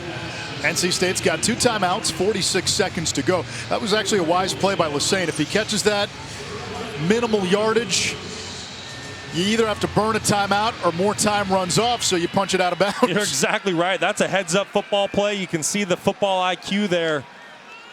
Listen, a lot of these games, whether you win or lose, comes down to situational football, and the 2-minute drive is as big as any situation.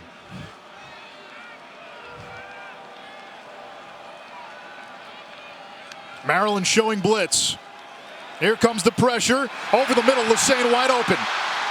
Angles across the 30, down inside the 25. Tripped up by Braid. That will momentarily stop the clock with 38 seconds to go. First down at the Maryland 23-yard line. What a crafty heads-up veteran play by Thayer Thomas, recognizing that it's man-to-man and just getting Keon Lesane's defender rubbed off just enough to pop him free. Finley's pass incomplete for Jones. Second down and 10. That was savvy, and that's what you get with a veteran receiver like Thayer Thomas. That's a big-time play. He doesn't get the stat, but that play does not pop like it does if Thayer doesn't recognize the situation.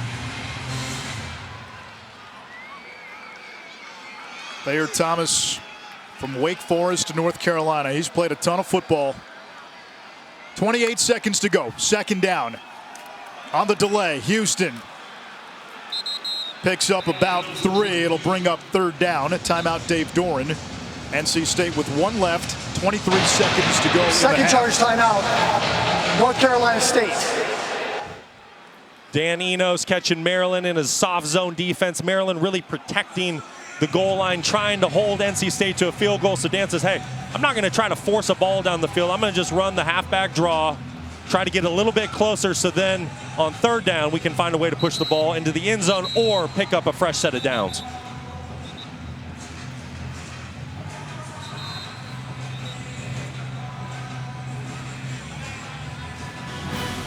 Tomorrow, many ways to watch the college football playoff semifinals.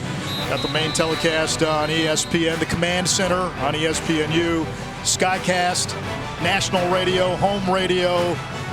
That's our megacast coverage for the college football playoffs.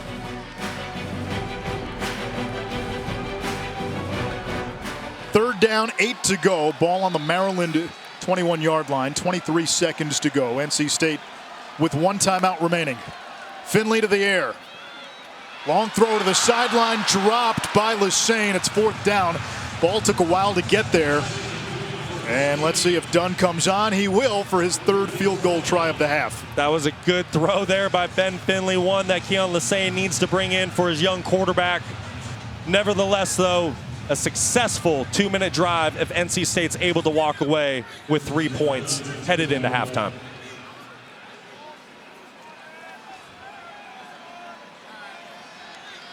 Winning coach in this game gets a 4-gallon bucket of mayonnaise dumped on his head.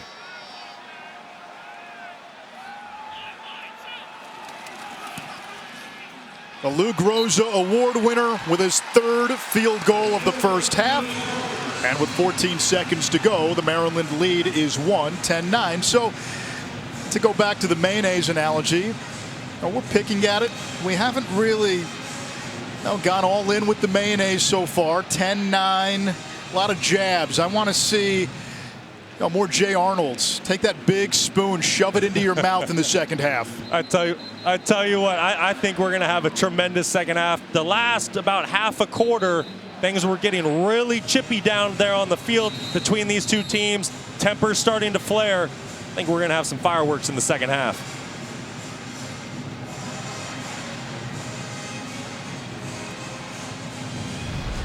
Last year, South Carolina beat North Carolina in this game, and Shane Beamer had this happen to him. Also got nailed in the head by the bucket.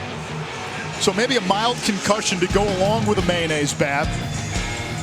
This year, the Duke's Mayo Bowl said, hey, we need to find real dumpers. So they held auditions, they held tryouts, and they've got 2 professional dumpers now who've been getting ready for weeks to do the honors after the game. What do you think goes into getting prepared to dump the Mayo bucket? What do you do to get ready for that situation? I'll tell you after the bouncing kick. Is it extra curls? Is it some squats? Are you doing extra stretches? Brock, I think it's mindset. You have to be ready for your moment, ready for your close-up. Be ready and be accurate, right? Like, don't hit the head coach in the head.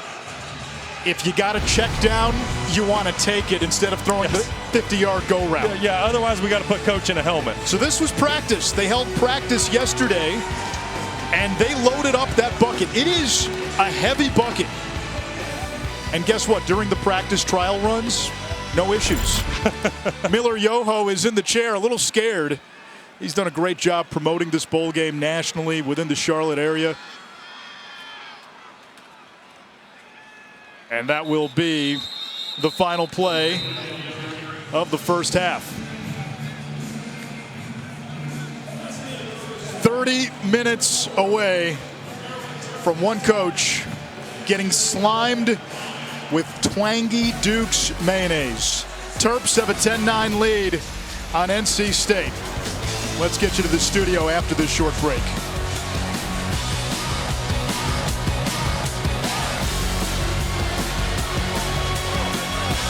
This halftime report is presented by TikTok. Find what's for you.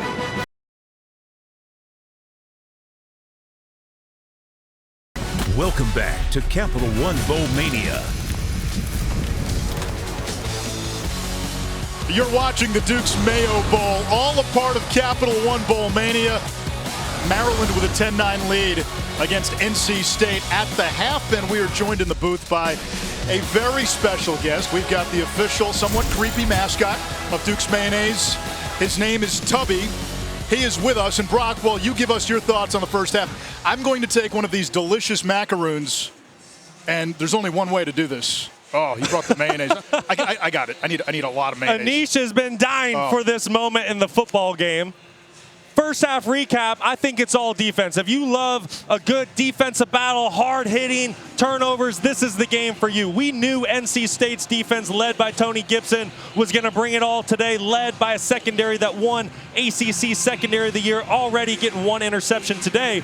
But it's the Maryland defense that also showed up, holding NC State to 18 rushing yards in the first half. You want some? You want to try it? Yeah, sure. Good. Why not? Why not? We're here. It's pretty good. Hungry. It's actually good. The macaroons are really good.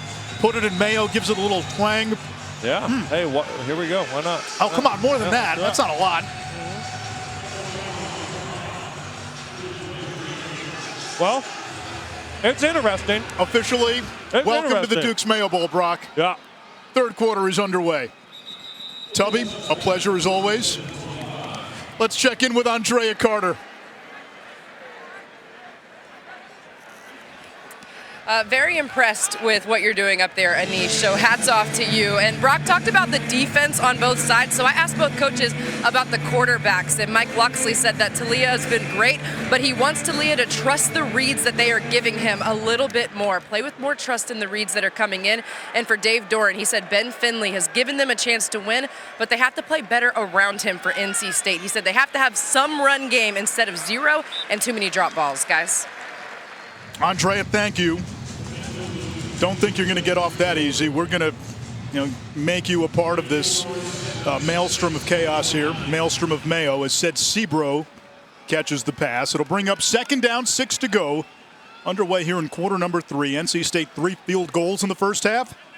Maryland got a touchdown on a catch from Octavian Smith as Delbert Mims, the redshirt sophomore from Indianapolis, runs out of bounds. It'll bring up third down. A couple of notes here. NC State lost running back Michael Allen in the first half. They're without their starting left guard and starting center today, both first-team all-conference linemen. Devin Carter, one of their top receivers, hit the transfer portal, and Ben Finley will play the whole game. We thought we were going to see both quarterbacks, he and MJ Morris, but MJ Morris still not over his injury, so it'll be Ben Finley. Finley's pass is incomplete. Fourth down, flag down in the backfield. Could be a late hit on Greg China Rose. Finley just nowhere to go with the football. The Maryland Terrapin defense really locking down in man-to-man coverage. Personal foul, roughing the passer, defense number 88. 15-yard penalty, automatic first down.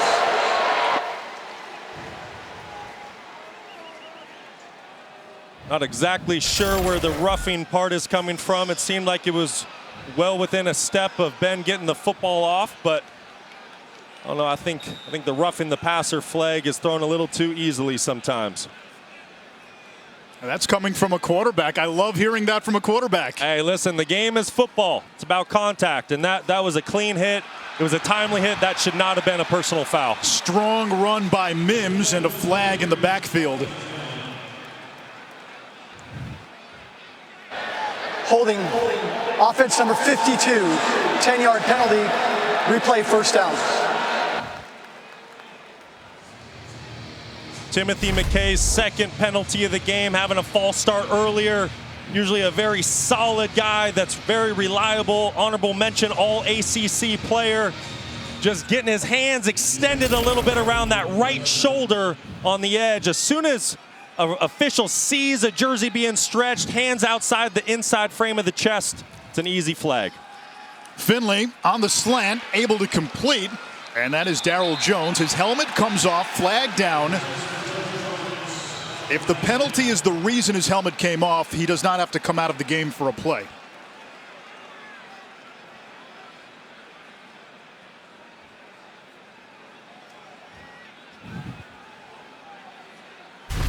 They're discussing if it's targeting.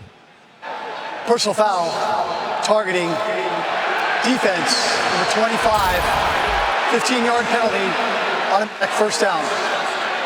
The previous play is under replay review. Targeting has to be confirmed by the booth, and you look at Bo Braid, the safety, forcible contact, head or neck area, and he led with the crown of the helmet. That looks to be textbook targeting. Yeah, that's a double no-no. Anytime you make contact, forcible contact to the head or neck area, it's going to be targeting. And then when you add the fact that the crown of the helmet, the top 6-inch radius of the helmet, also makes contact to the head and neck area, that's an easy flag. It's going to be called every time. And you can debate whether Jones was defenseless. In that case, he doesn't appear to be. He's a ball carrier. But that does not apply when it's forcible contact with the crown of the helmet. Correct, and it's really any contact anywhere on the body with the crown, and it's also for defensive players' safety.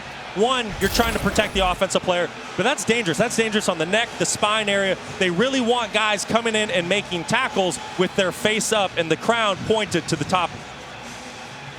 Now the one element to this, forcible.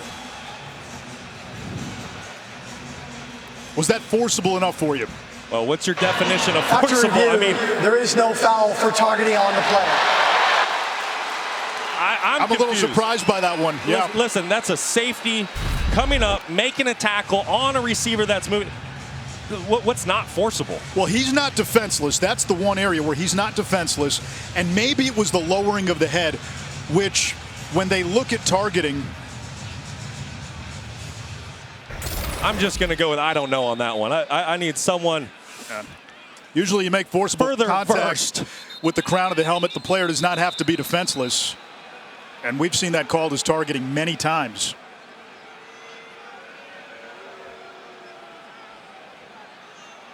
It's a break for Maryland. Bo Braid's their leading tackler, gets to stay in the game.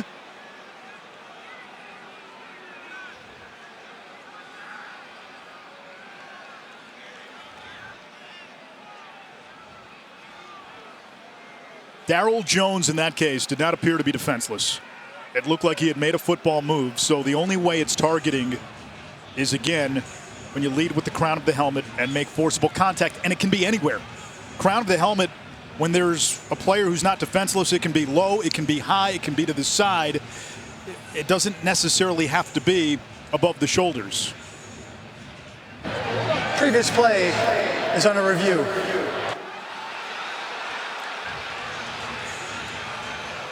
Well, I thought they already reviewed this, Brock. Hey, targeting is reviewed. You said strange things happen at the Mayo Bowl. Well, strange things are happening right now. Let's go. Hey, let's go review it.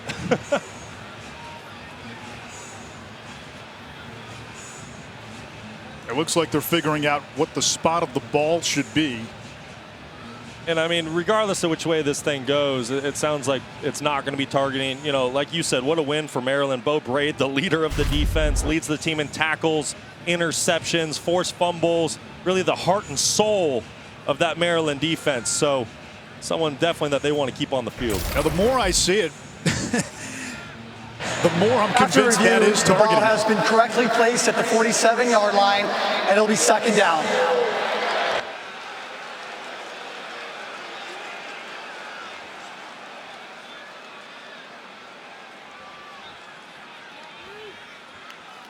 Maybe the replay booth can offer up an explanation.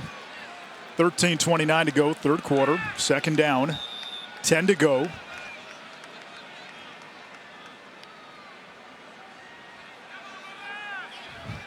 NC State shifting out to an empty set, running back at the bottom of your screen, cornerback across from him showing zone coverage, coverage indicator.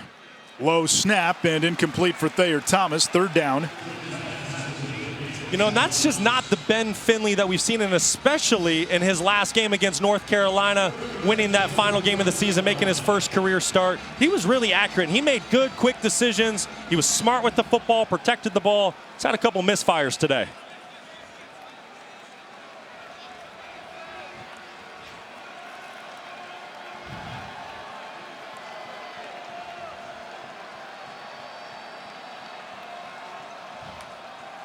On third down, delayed pressure. Finley zings it over the middle, almost picked. Intended for Thayer Thomas. And it's Bo Braid. That's not Bo Braid, that's 26. Gavin Gibson. Gavin Gibson. True freshman out there making some plays today. Covering Thayer Thomas on third down. Little two-man coverage, so you have two safeties deep playing halves. Everybody else is playing man coverage underneath. Ben Finley trying to find that security blanket, and Thayer Thomas, Gavin Gibson having none of it. Hickory, North Carolina native. They make great furniture out there. And Ja'Shawn Jones will return this punt from Noonkester.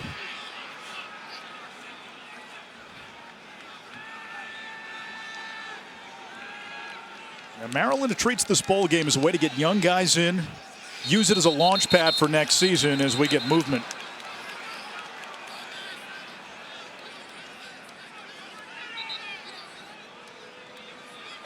Delay game. Offense 5-yard penalty, still 4th down. Some type of miscommunication there. The personal protector, tight end Cameron Walker, he was calling for the football to be snapped. Something happened there between him and the long snapper, Joe Shimko. A little bit of miscommunication. 3 false starts now in this game on these punt formations. A lot of new bodies in there playing special teams with opt-outs, thing like that. A lot of movement within the depth chart headed into bowl season. Fair catch made at the 27-yard line, and that's where Maryland will take over for their first possession of the 3rd quarter.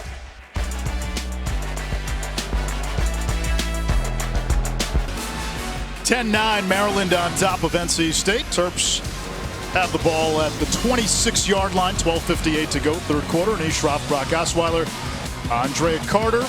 Both offenses had their ups and downs. In the first half, NC State struggled to finish drives. Maryland, number of possessions in Wolfpack territory, only a field goal and a touchdown. You're exactly right. It's not easy sledding for these offenses today. Defenses really showed up to play, making it difficult to get into rhythm, especially for Maryland. You know, they're missing 3 starting receivers that are off to the NFL draft. They're missing a tight end, C.J. Dupree, that's off to Alabama.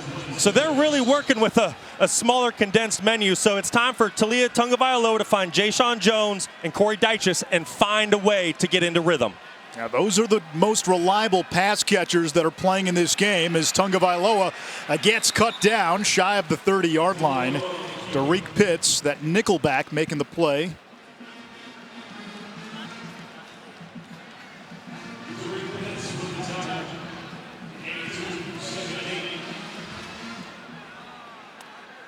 NC State really loading up the box, bringing the extra safety down, playing with a single high safety right now. When you have those single high safety looks, need to take advantage of the pass game. Jet motion. Felton using the speed and accelerates for a first down across the 40, a pickup of 15. How about that speed? Derek Pitts right there for North Carolina State to make the play. Not so fast with that track star speed, able to get the edge. Big time play there by Ty Felton.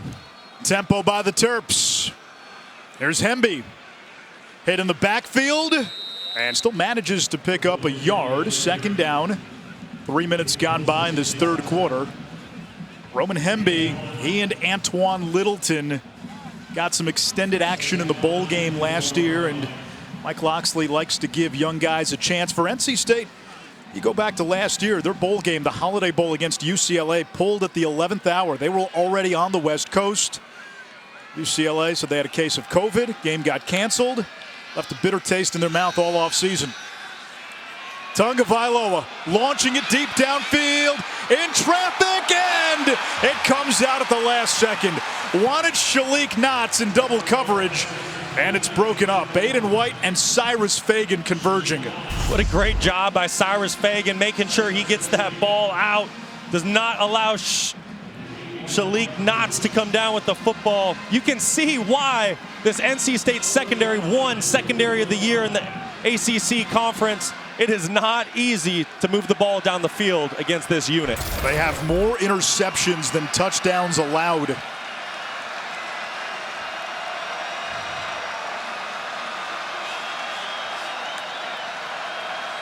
Wolfpack drop 8. Tungavailoa, clean pocket.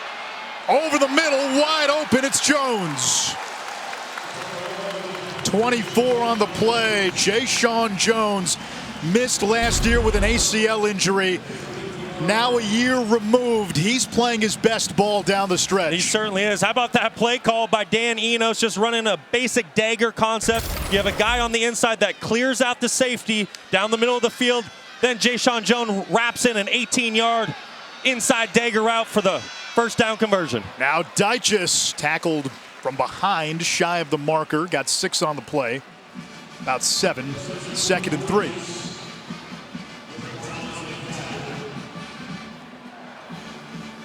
Terps staying with the tempo. On the ground. Big hole. Flag down. Hemby gets crunched. Boy, anytime you see a flag thrown in that direction, it's usually offensive holding. Holding. Offense number 78. 10-yard penalty. replay second down. The penalty on the left guard, Lunsford, and Raheem Ashford, one of the young safeties, getting some reps. Looked like Tanner Ingle making a hit. What hit doesn't Tanner Ingle make? I'll tell you what, I love the way he plays the game, flying around. Heck of a safety.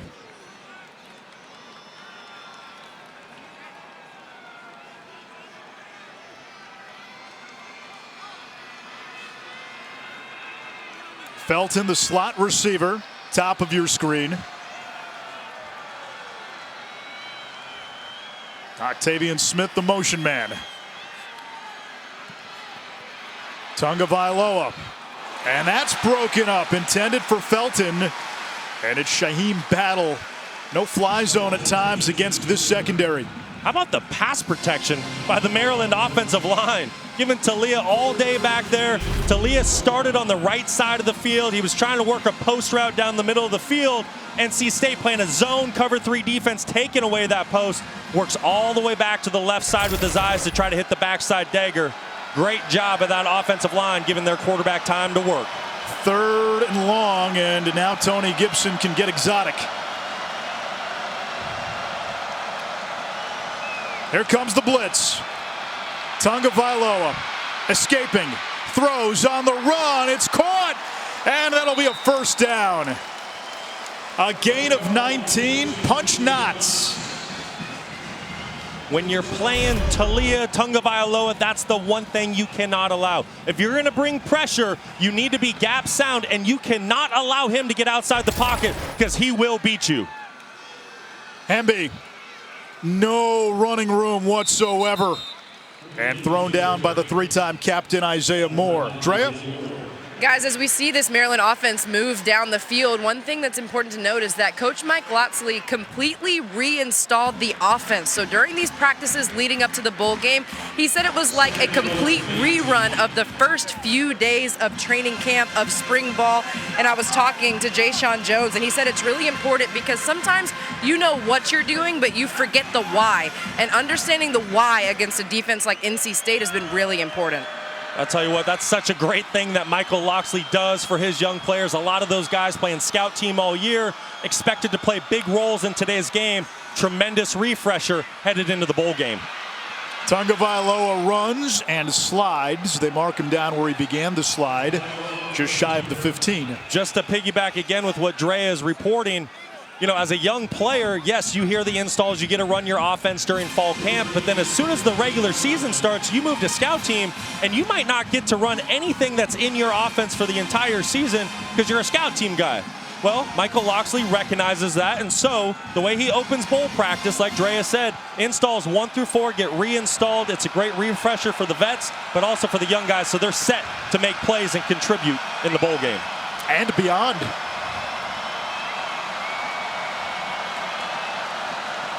Jay-Sean Jones motions. NC State rushing 3. Tagovailoa in trouble. Escaping again. Directing traffic. Throws back across his body. Incomplete for Octavian Smith. And the kick team comes on. Talia getting a little dangerous with the football again. Already has 1 interception thrown down in the red zone today. Right there doing the cardinal sin. Anytime a quarterback throws back against his body towards the middle of the field, usually bad things happen. Gets away with 1 there. Chance for 3 points. Chad Ryland, 14 out of 15 inside 50 this year.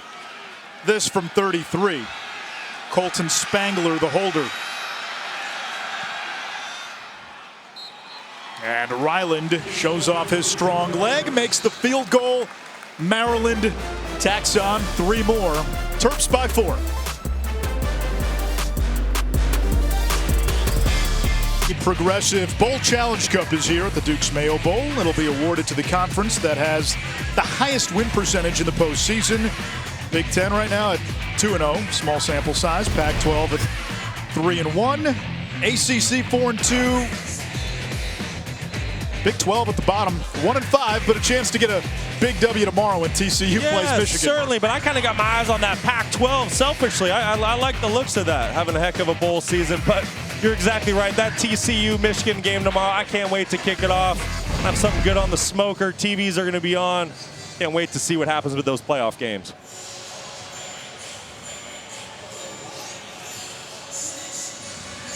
(13-9), a game that's featured 4 field goals and a touchdown. NC State has been kept out of the end zone.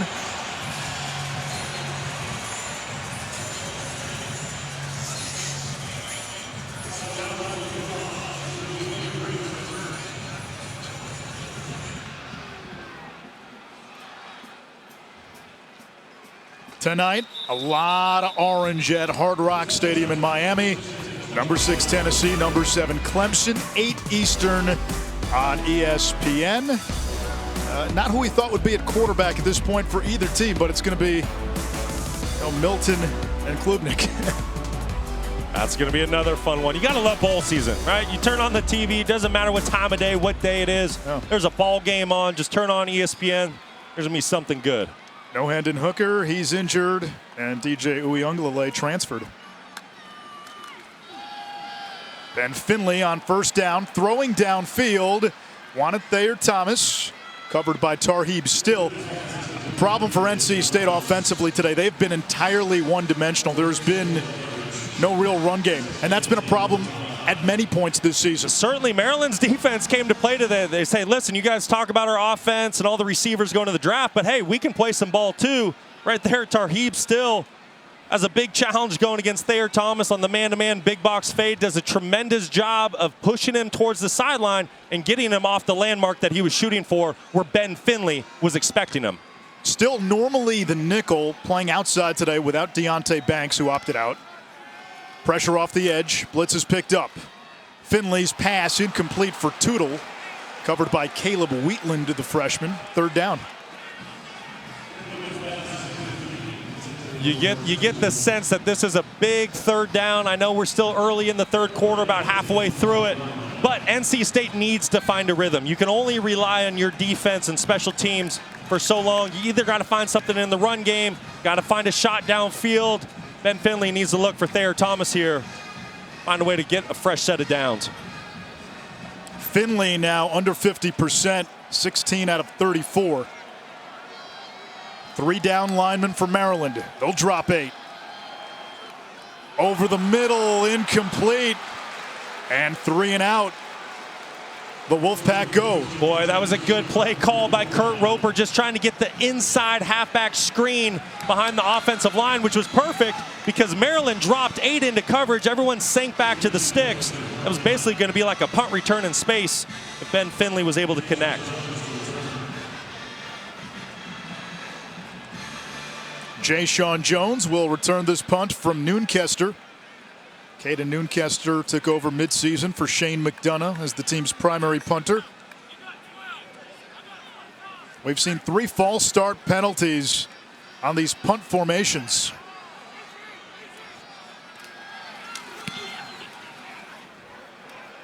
Good kick. Jones inside his own 25. And spun down at about the 27-yard line. A 52-yard boot by Noonkester.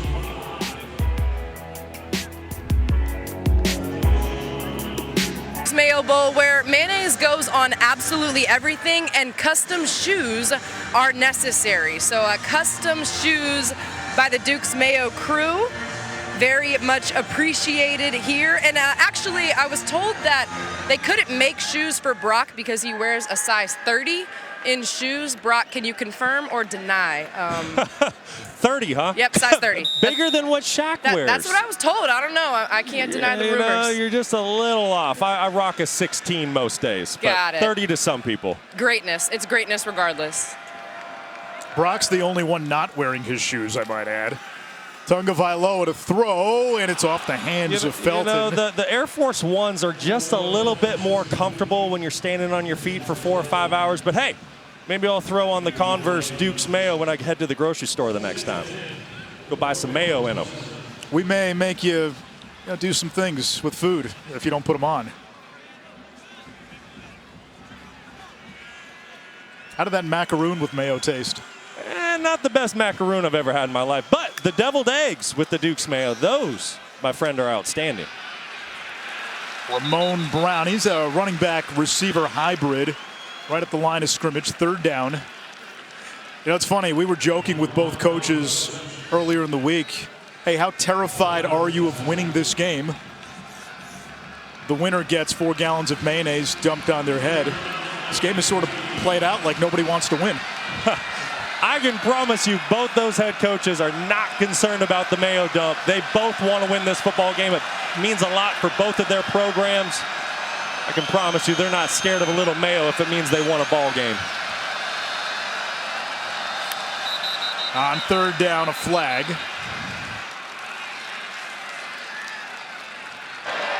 False start. Offense number 71. 5-yard penalty. Still third down. Somebody brought it up to me earlier in the week, and they said, wouldn't it make sense for the losing coach to have the mayonnaise dumped on his head?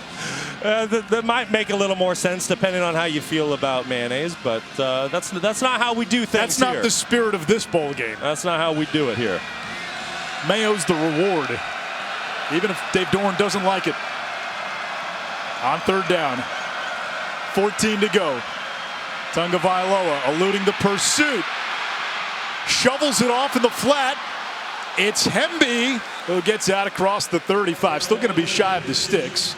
They'll mark him down at the 34. It's fourth down, and defenses have dominated so far tonight. I tell you what a great effort by Talia Tunga Vailoa. Number 35 is now wearing number Maryland 96 did not pick up the Maryland. first down, but I tell you what, the competitive spirit that he plays with, the passion, the grittiness, it's a lot of fun to watch.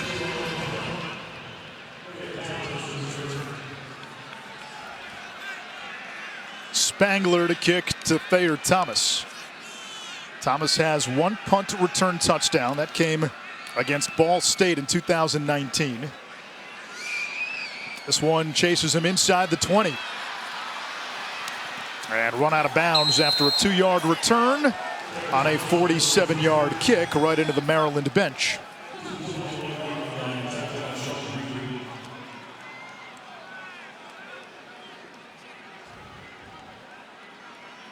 NC State went into the season with Devin Leary as its quarterback. He was the ACC preseason player of the year. They were 4-0 in the games that he started. Some of them maybe were closer than they should have been. We did the season opener against East Carolina. He went down, and it became a quarterback shuffle for the final 8 games. Jack Chambers, MJ Morris, Ben Finley starting his second straight game today. Give Dave Doran and his staff a ton of credit. Playing 4 quarterbacks, starting 4 quarterbacks this year and winning ball games with all 4 of them. A credit to his staff and how they go about things and how they coach their players up. And the run game continues to get no traction. A loss for Jordan Houston. Interestingly enough, the Panthers, who play their home games on this field, they've won games with 3 starting quarterbacks this year. So sort of fitting NC State would play on this field. Tell you what, it's tough sledding inside, running the football. You got a couple defensive tackles in there weighing 320 pounds. If NC State's going to get the run game going, they need to try the perimeter and also put the ball in Ben Finley's hands and let him push it down the field. Finley's pass too high and off target again. Intended for Anthony Smith, the speedster. I think the thing that Ben Finley did so great in the North Carolina game where they ended up beating their arch rival in double overtime is he got the football out quickly. He made quick decisions. They had some quick game going. They had some screens going, and they really made him comfortable. They need to find a way to get back to those quicker throws to get Ben Finley in a rhythm because they're going to need him as this game progresses along. Fanaje Gote limped off. Finley just 2 of his last 10, 6 straight incompletions.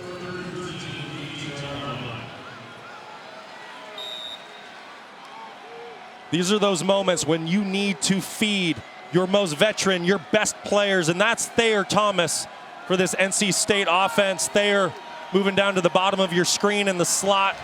Someone needs to find a way to create a spark for this NC State offense. No one better than Thayer Thomas. 5 wide on 3rd and long. There's a completion. It's Porter Rooks.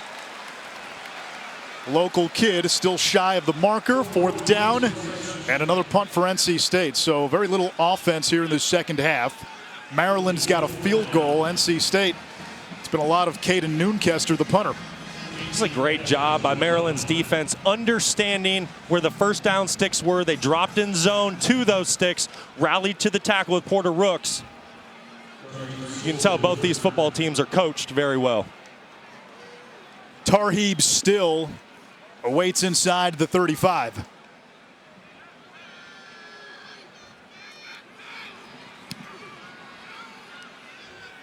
And a fair catch called for and made at the 29. The All-State Sugar Bowl is tomorrow, noon Eastern on ESPN. Bryce Young and number 5 Alabama take on Deuce Vaughn and number 9 Kansas State. First meeting between these schools, and it'll be played at the Superdome in New Orleans. Kansas State beat TCU at the end of the season in a wild finish in the Big 12 championship. And now for Alabama, the standard is so high. They win 10 games, people roll their eyes. You're not in the playoff. You didn't win a championship.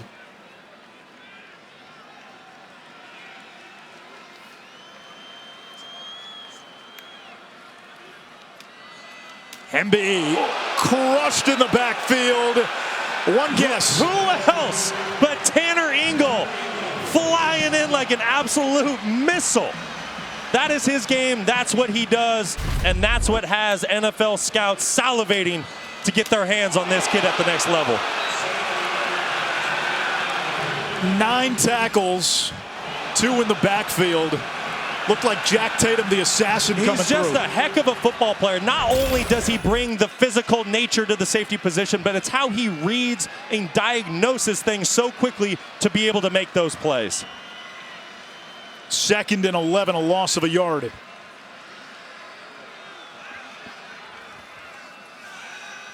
The screen. Felton bubbles to the outside and moves the chains for Maryland. That's his trait, speed. And you're also seeing why left tackle Jalen Duncan is being talked about in the first round. On that screenplay, that's Jalen Duncan's job to get out to the perimeter and seal off the cornerback. Does it with ease at 6'6", 320 pounds. Allows Ty Felton to use his speed and pick up a first down. Guys his size just don't move like that, and that's why first round buzz is all around Jalen Duncan. Hemby, not much.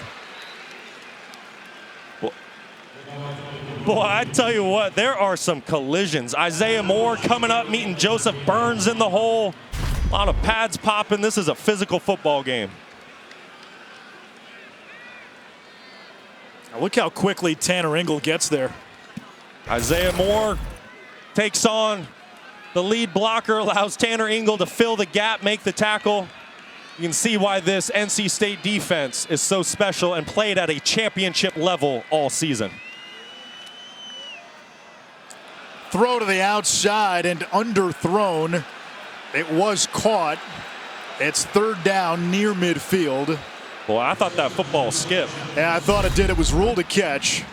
They may look at this. We'll look at it on replay. And that's incomplete. Ruling on the field is a completed catch. The previous play is under review. Boy, that seemed to be pretty clear cut. We've been pretty quick today with a few reviews, and then you have gone taking a couple extra minutes.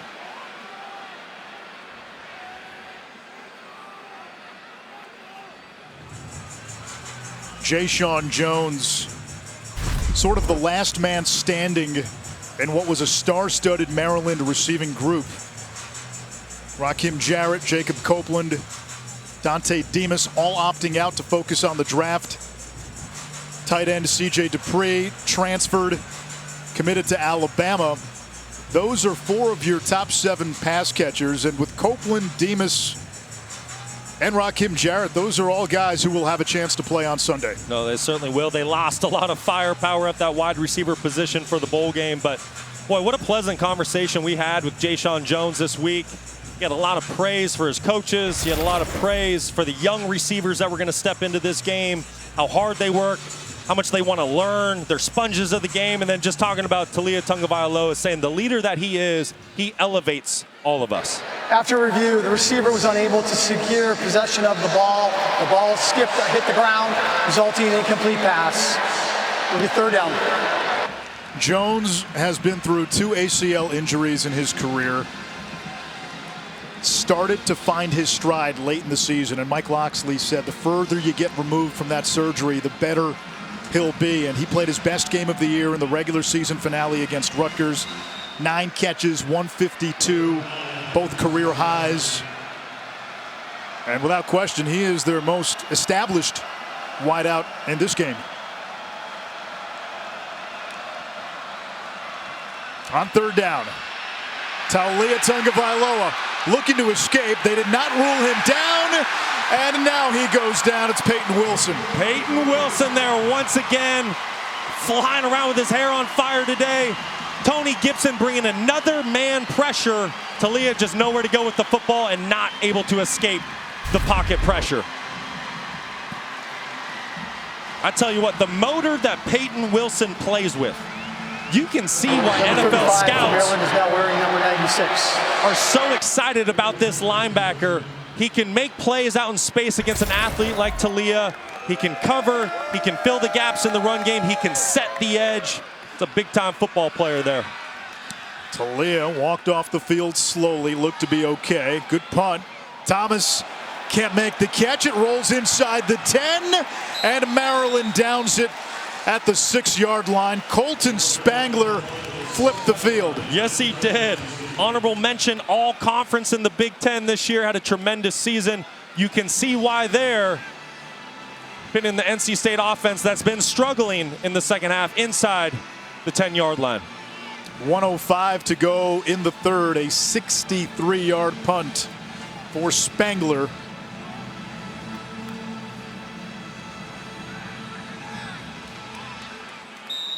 Ike Ekwonu down on the NC State sideline. First-round pick of the Carolina Panthers. He's Charlotte all the way. Grew up in Charlotte. Now plays professionally in Charlotte. Played college ball in state. And he has stabilized the left tackle position for the Panthers, which had been a revolving door since Jordan Gross retired. There's the run game for NC State. That's what you need to do with a young redshirt freshman quarterback making his second career start. You need to take those 4-yard runs. It's not going to be easy. Maryland's defense came to play today. They got some big fellas on the inside, 320 pounds, 330 pounds. But if you can get 4 yards a clip inside with that tough running, that's something you'll take all day. DeMarcus Jones. And you're going to lose some. So you made progress on first down. You give almost all of it back on second down. The run game has provided very little. And Maryland will take a 4-point lead to the fourth quarter. Mike Locksley might want to get that big hat ready. The Terps have won 11 straight when leading after 3 quarters. And that means Mike Locksley is 15 minutes away from a mayonnaise bath.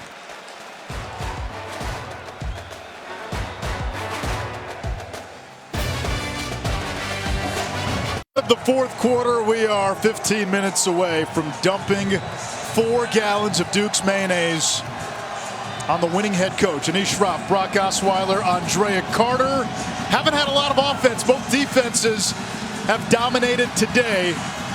Can the offense open up a jar of mayo in these final 15 minutes? I tell you what, give the defenses credit. Playing very disciplined football. It's been physical, hard hits, old school football today. Third down, 8 to go for NC State. Inside the 10. 3-man rush.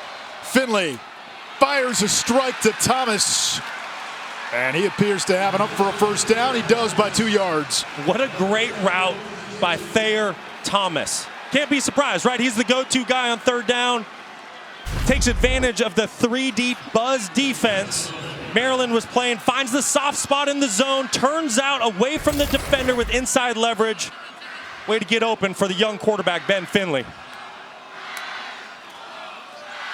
DeMarcus Jones running left and tackled from behind.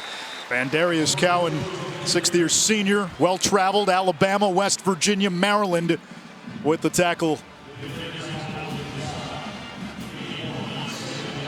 How about those Thomas brothers? You got one on offensive side of the ball making plays, one on defense, all conference players, all world players. They've done everything for this North Carolina State Wolfpack team. Two guys that are a lot of fun to watch. Can't wait to see them on Sundays. They are one of the most accomplished receivers in NC State history, second all-time in catches and touchdown receptions. Jones going wide. We get a flag. Finley bounces the ball in mild frustration.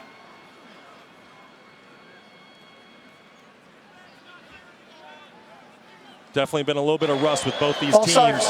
Offense, number 54. 5-yard penalty, still second down. Dylan McMahon. Not playing a football game in a little over 3 weeks. It started some of these little things that start to add up that you're not used to doing. NC State's last game was the Friday after Thanksgiving.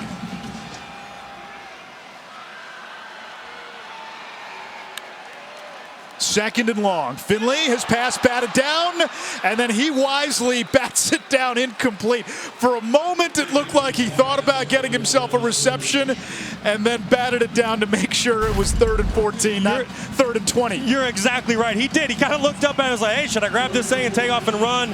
Very heads-up football play. You can see the football IQ. Bat it down, move on to the next play.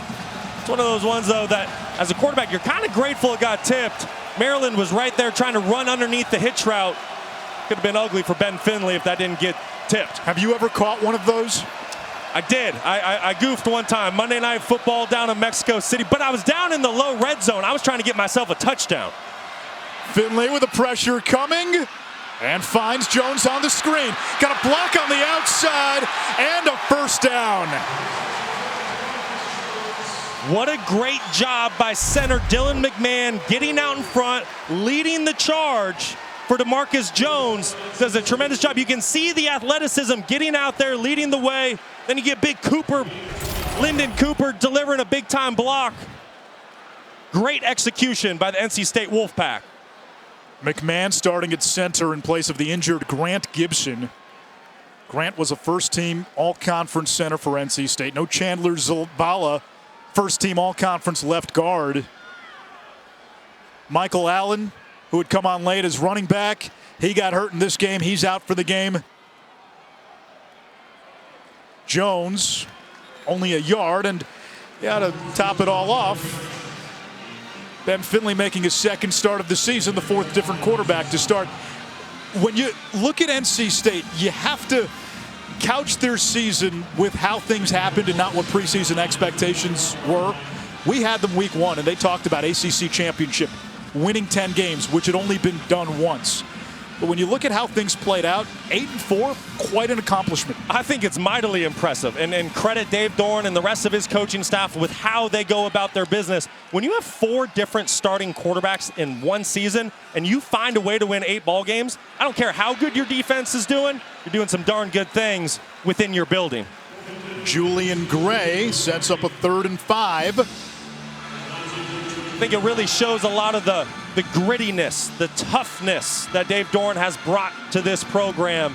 And these guys don't blink. There could have been a lot of times throughout the season they could have packed it up, probably had a 6-6 season, 5-7, 7-5. But no, to accomplish 8 games, be right on the heels of Clemson. Credit to the NC State Wolfpack.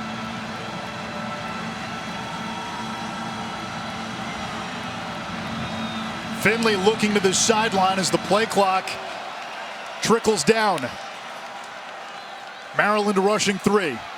Finley tipped in, nearly picked by Gote.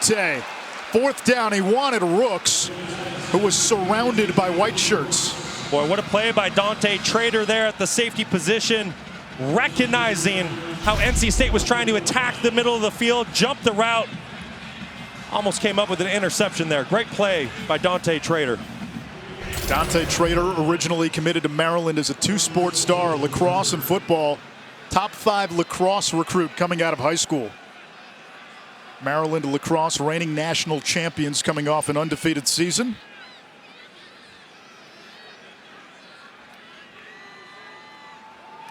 Fourth straight possession ending in a punt for NC State. Tarheeb still signals for a fair catch and makes it inside his 15-yard line. 11:20 to go in the fourth quarter. Have you ever had deviled eggs with mayonnaise, Brock? Think about it. Here at the Duke's Mayo Bowl, they had a deviled egg eating contest at halftime. And Brock, we're easing you into this. It's your first Mayo Bowl experience. Obviously, deviled eggs and mayo go together. Yeah. So, how many can you crush? I'll do deviled eggs any day. I think I had about a half dozen at halftime, in fact. Now the macaroon, that's a different. Now you want a little extra mayo on there? Why wouldn't I? You know, hey, no one makes a deviled egg like my mom, but you know, I'll give this one a shot. Yeah, see, this is tame. So, they're number 7. Should I go for 8? You know, I think they're great just the way they are. Oh. This is fantastic. And you know what? Put me in a deviled egg eating contest. I'll play ball any day in that one. I'm going to have to call a play now.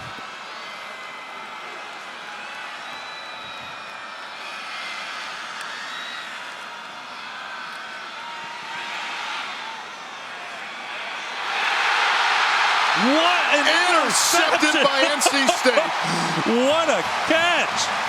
Way to bring that one in. Raheem Ashford. What a play. And you were starting to get the sense, right? Offenses not able to move the football. Who was going to make the big play on defense or special teams? Well, now we know. Raheem Ashford coming up with the big-time turnover for the NC State Wolfpack defense. It's the second interception for the Wolfpack. The 19th this season. They went in a bowl season, 3rd nationally in interceptions. More interceptions than touchdown passes allowed this season, and it's Ashford. Well, I tell you what, that secondary, just a ball hawk secondary. Tremendous feel for going up, making the play. That ball's in there. They don't feel like they're defensive backs. They attack it like receivers. The previous play is under review.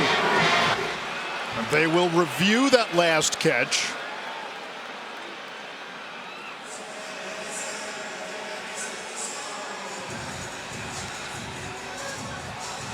Verdict on the deviled eggs. Pretty good, huh?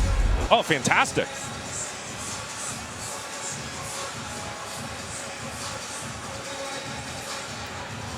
Ruling on the field was a catch, so indisputable video evidence needed to overturn it. And the question is, does he complete the act of making a catch?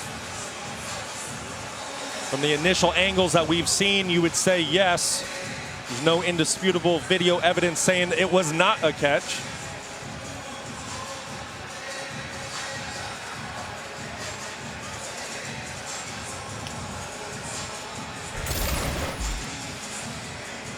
And again, if there's any shred of doubt, you default to the ruling on the field. If this stands, I mean, just how fitting is this for the NC State football season, right? They have an offense that in all their regular season games, they did not have the same 11 starters one time. They really leaned on that defense throughout the season. Today, they're in this defensive battle with Maryland. And now, once again, if this holds, now you just gave your offense a short field and a chance to really take over the momentum in the fourth quarter. After review, the ruling on the field of an interception by the defense stands as called.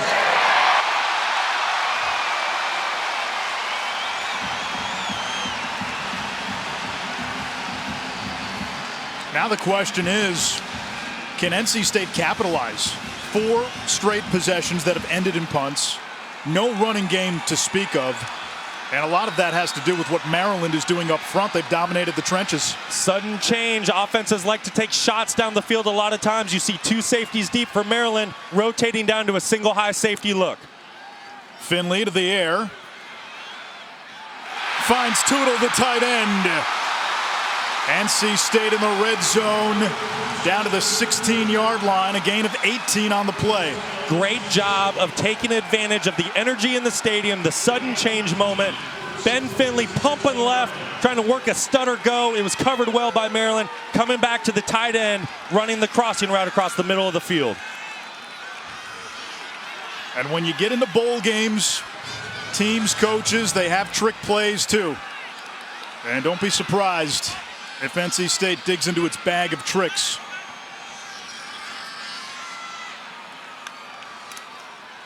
Houston made the first guy miss and gets inside the 15. Second down.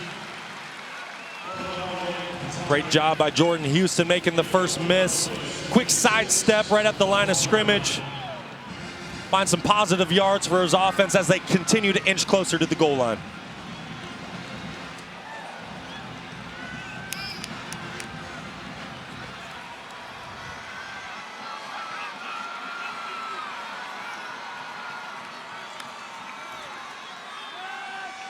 Finley for the end zone. Incomplete.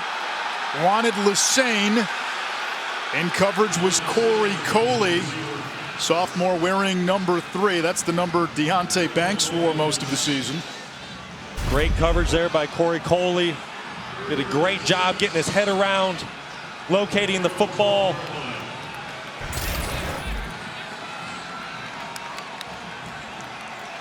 So now third down, 6 to go. Tootle, the tight end, motions. Low snap. Screen pass. Houston driven out of bounds by Gote. Maryland taking a little page out of Tony Gibson's defense and bringing a blitz zero of their own, forcing the quick pass, doing a great job of rallying, making the tackle.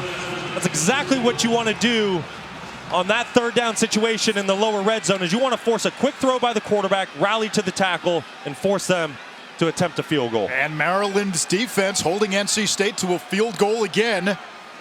Dunn has been the offense for the Wolfpack. This his 4th field goal attempt. It's from 26. Top kicker in the nation. 3 more for NC State, but they're still down 1. Maryland's lead 13-12. 9:23 to go, 4th quarter at Bank of America Stadium. Duke's Mayo Bowl is brought to you by Duke's Mayo, the official condiment of the tailgate. Allison on the left, Kevin in the gray sweatshirt on the right. That was yesterday, the dress rehearsal for the Mayo dump that will happen after the game for the winning coach, Andrea. Listen, Anish, these two are very excited to be the dunkers this season. Now, Duke's Mayo did a sweepstakes, and you had to enter in to win the chance to be the dunker. So, Kevin, what did you do to win? I just bombarded them on Twitter with videos and memes and all sorts of stuff, just constantly.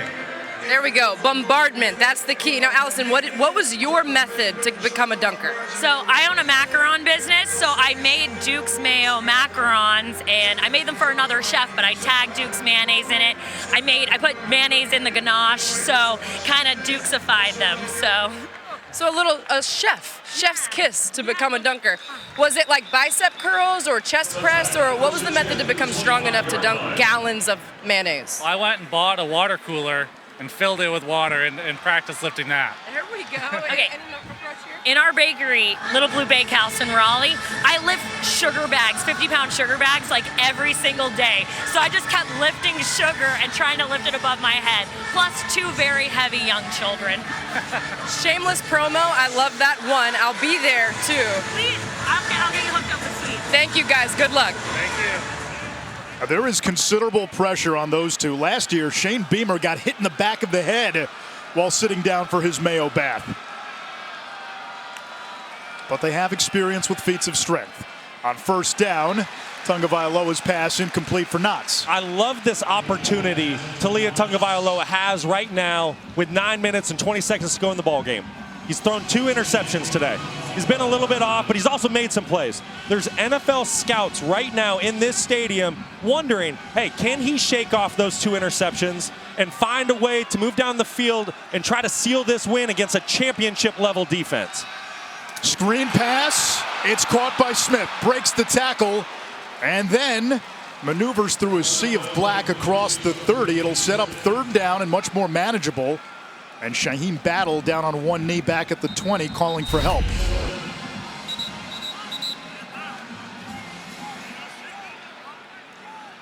It was Battle who tried to make the initial tackle.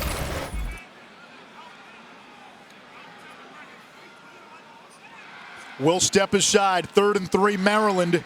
9:03 to go, fourth quarter.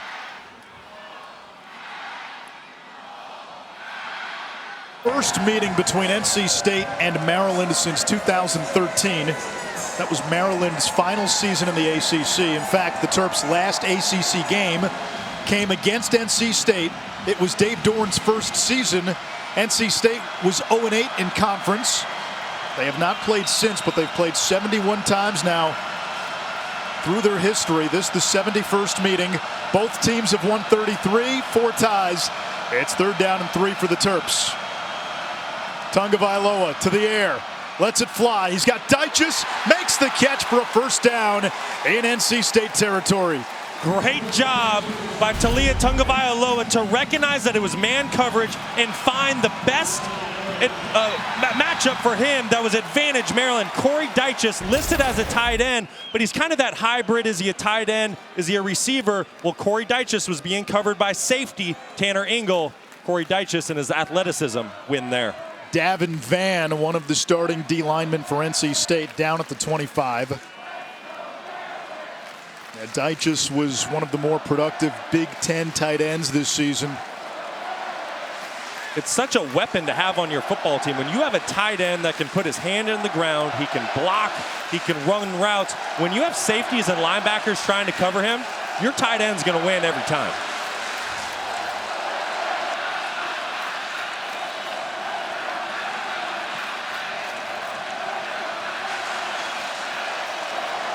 Now the Terps fans getting loud.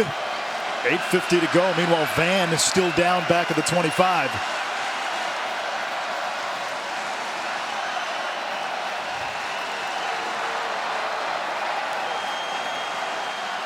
This is great. You can see what this game means to both of these respective fan bases. You can see it with the players, with how physical they've been playing, and John down there on the field today. You can tell both these schools want bragging rights on this one. It's the fourth quarter, Brock. That Mayo really starts to hit right about now. Oh, the Mayo. Second half, it's been a field goal for each team. It was 10-9 at halftime. Maryland added 3. NC State with 3 on its last drive. And Vann is up, slowly walking off under his own power as Dave Doran comes to greet him.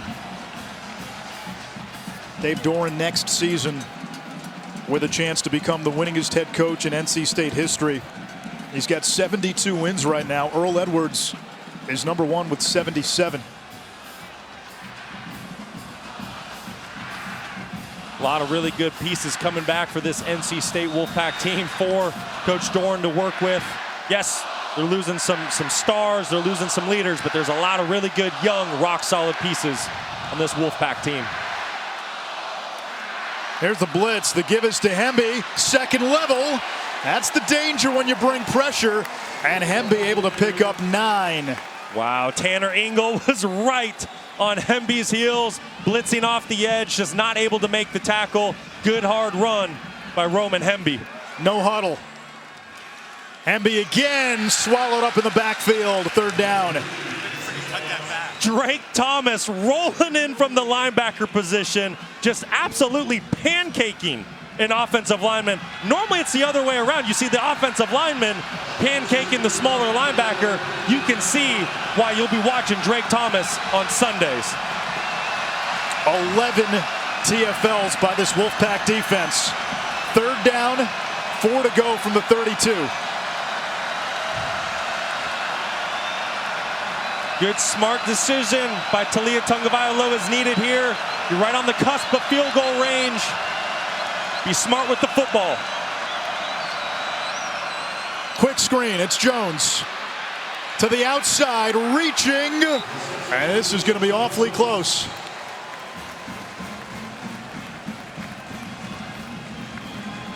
Enough for a first down. Wow. What an effort by Jayshon Jones, looking like he might only gain a yard or 2, finds a way to pick up the first down off the quick screen throw out to the receiver. Good smart play call there. Great job picking up a fresh set of downs.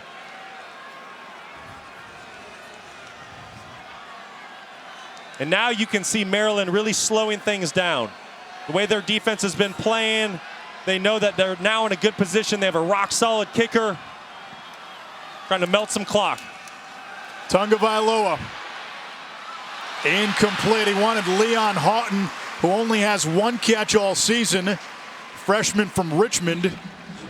I tell you what, I love this NC State defense. You have Drake Thomas in the picture making plays. Isaiah Moore's right there in coverage making plays. And then Tanner Engel finishes it off with the coverage. I tell you what, you can see why this defense was so special this year. These guys are smart football players. They fly around. Their assignment sound. It is not easy to move the football against this defense. And with Maryland, you've seen how they miss the experience of a Jarrett, a Demas, a Copeland. A couple of dropped balls by some inexperienced players today. Burns had one earlier.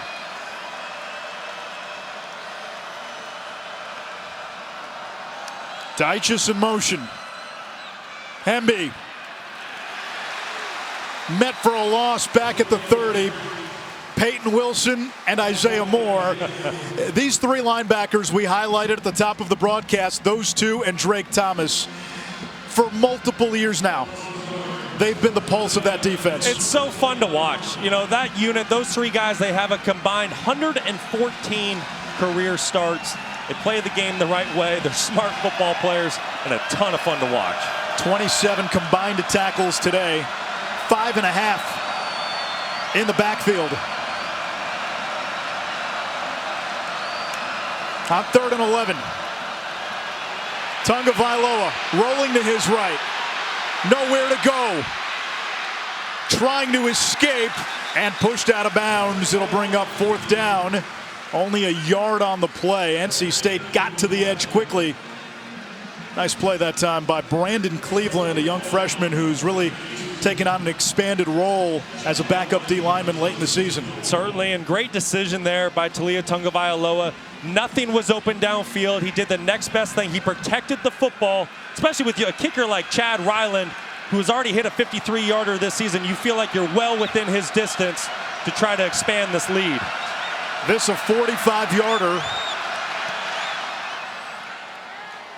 And Ryland's kick is good. He's got a strong leg. 16-12, Maryland leading NC State. It's been a field goal fest in the Mayo Bowl.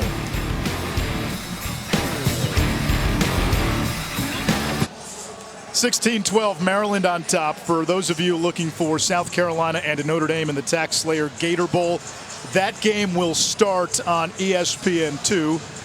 South Carolina was in this game last year, beat North Carolina, and it was Shane Beamer who got the Mayo bath. Dumpers got him on the back of the head. Allison and Kevin handling the dumping duties today after an extended search. And this game still very much up in the air. 5:36 to go. It's a 4-point game. And we get a flag on the kick out of bounds, so NC State will start at the 35. Free kick out of bounds. Kicking team. Receiving team is elected to take the ball at the 35-yard line. 1st down. The issue for NC State today, they have not been able to get in the end zone. All their offense, field goals. A couple of times, 4th down and short, they've elected to kick. They've got a great kicker, the best in the country.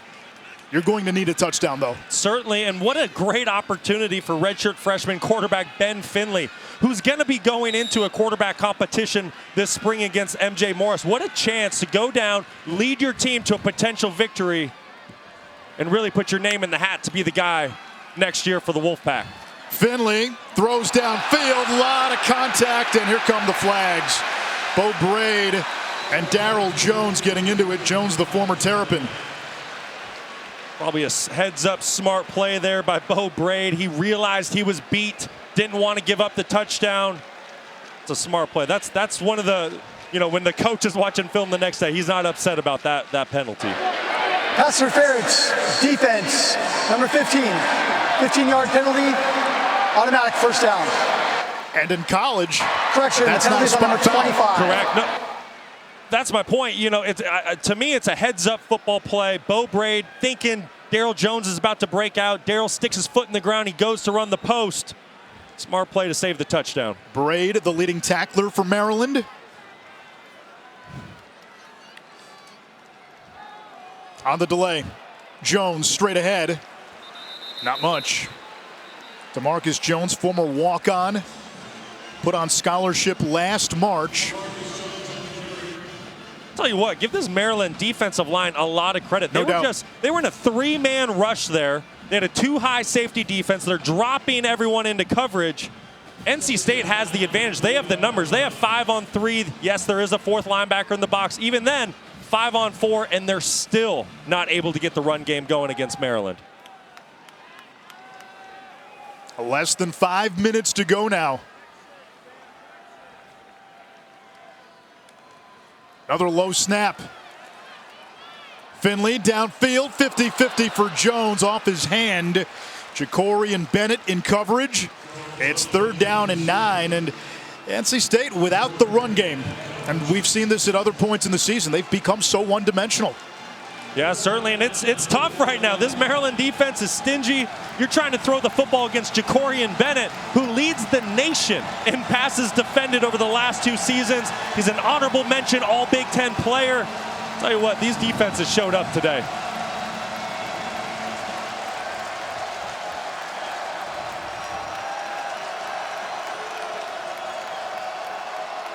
Finley setting up the screen. Maryland read it. It's incomplete, intended for Jones. 4th down.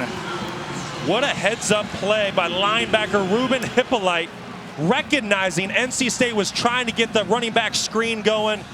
He diagnosed the play, broke it up. And it looks like the offense may stay out on the field. What do you think of this call? You know, I don't mind it. You've struggled to move the football all day. You're at the 50-yard line. The clock is slowly winding down towards the end of the game. You don't know if you will get field position like this moving forward.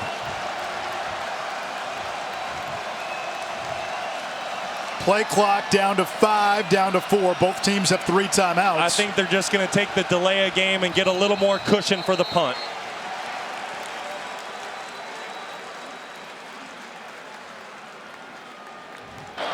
Delay game, offense, 5-yard penalty, still 4th down. Dave Doran, who does not like mayonnaise, would be subject to a mayonnaise bath if NC State were to come back and win.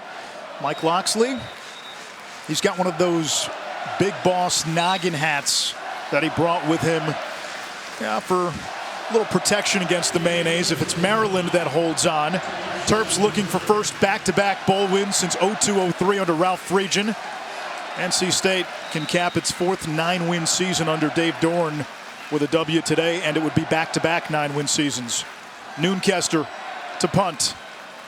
Tarheeb still waits at the 10. And a timeout by Maryland. They've First got 2 left. Timeout, Maryland. 30 seconds.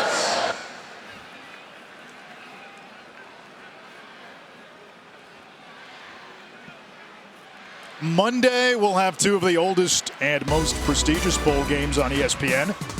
It's Tulane and USC in the Goodyear Cotton Bowl. And then number 11 Penn State against number 8 Utah in the Rose Bowl. Tulane winning the American Conference this year. USC putting together a strong first season under Lincoln Riley. Penn State, Utah comes your way at 5 Eastern with the sun setting in Pasadena.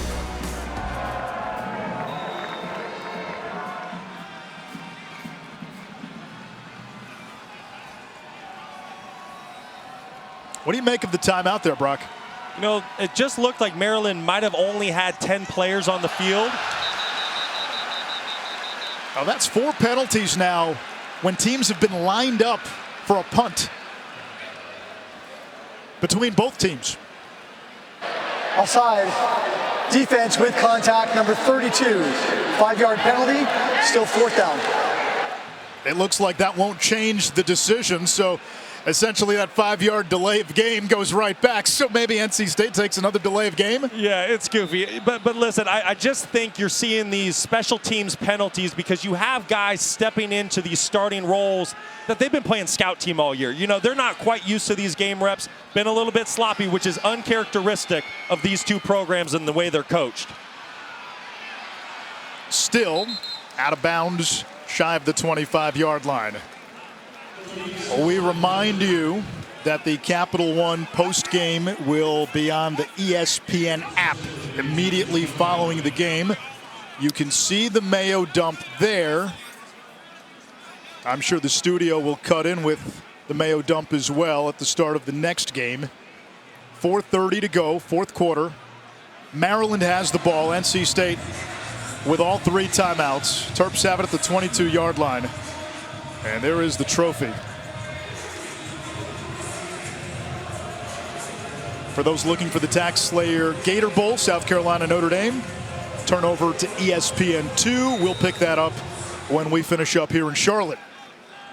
4-minute offense. You always say to your offensive line, hey, let's go run to win the football game. But it has not been easy to run today against this NC State defense. You just get the feeling Talia's going to need to make a play with his arms somewhere on this drive. Hemby on first down with a strong run out close to the 30-yard line. It sets up a 2nd and 2, and Maryland will take its time here. Roman Hemby, 19 carries, 48 yards. Less than 30 yards away from a 1,000-yard season as a redshirt freshman. Freshman All-American, honorable mention, All Big Ten. Tremendous redshirt freshman campaign for Roman Hemby. You can really see Maryland's going to melt the clock. They're going to snap it somewhere around 2-3 seconds left on the play clock, wanting to melt down as much as they possibly can. Tagovailoa keeps it, little speed option. Octavian Smith moves the chains. So Maryland knows it needs a few more first downs if you're NC State. When do you start using those timeouts? Definitely not yet. You know, you still have plenty of time. I think you're going to have to look at it. If Maryland's able to pick up one more first down, that's when you need to start thinking about burning those timeouts. Tanner Engel is down. He's played a heck of a game on the back end for NC State, but he's been down now 3 times.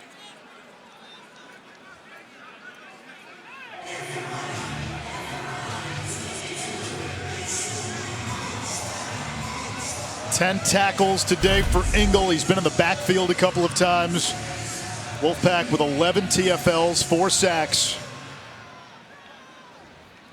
For Maryland, right now your goal is to get the clock with 2 minutes to go in the game with NC State with no timeouts. When you do that, that's when you get to see the greatest formation in football, victory formation. You go out there, you take 3 knees, game's done.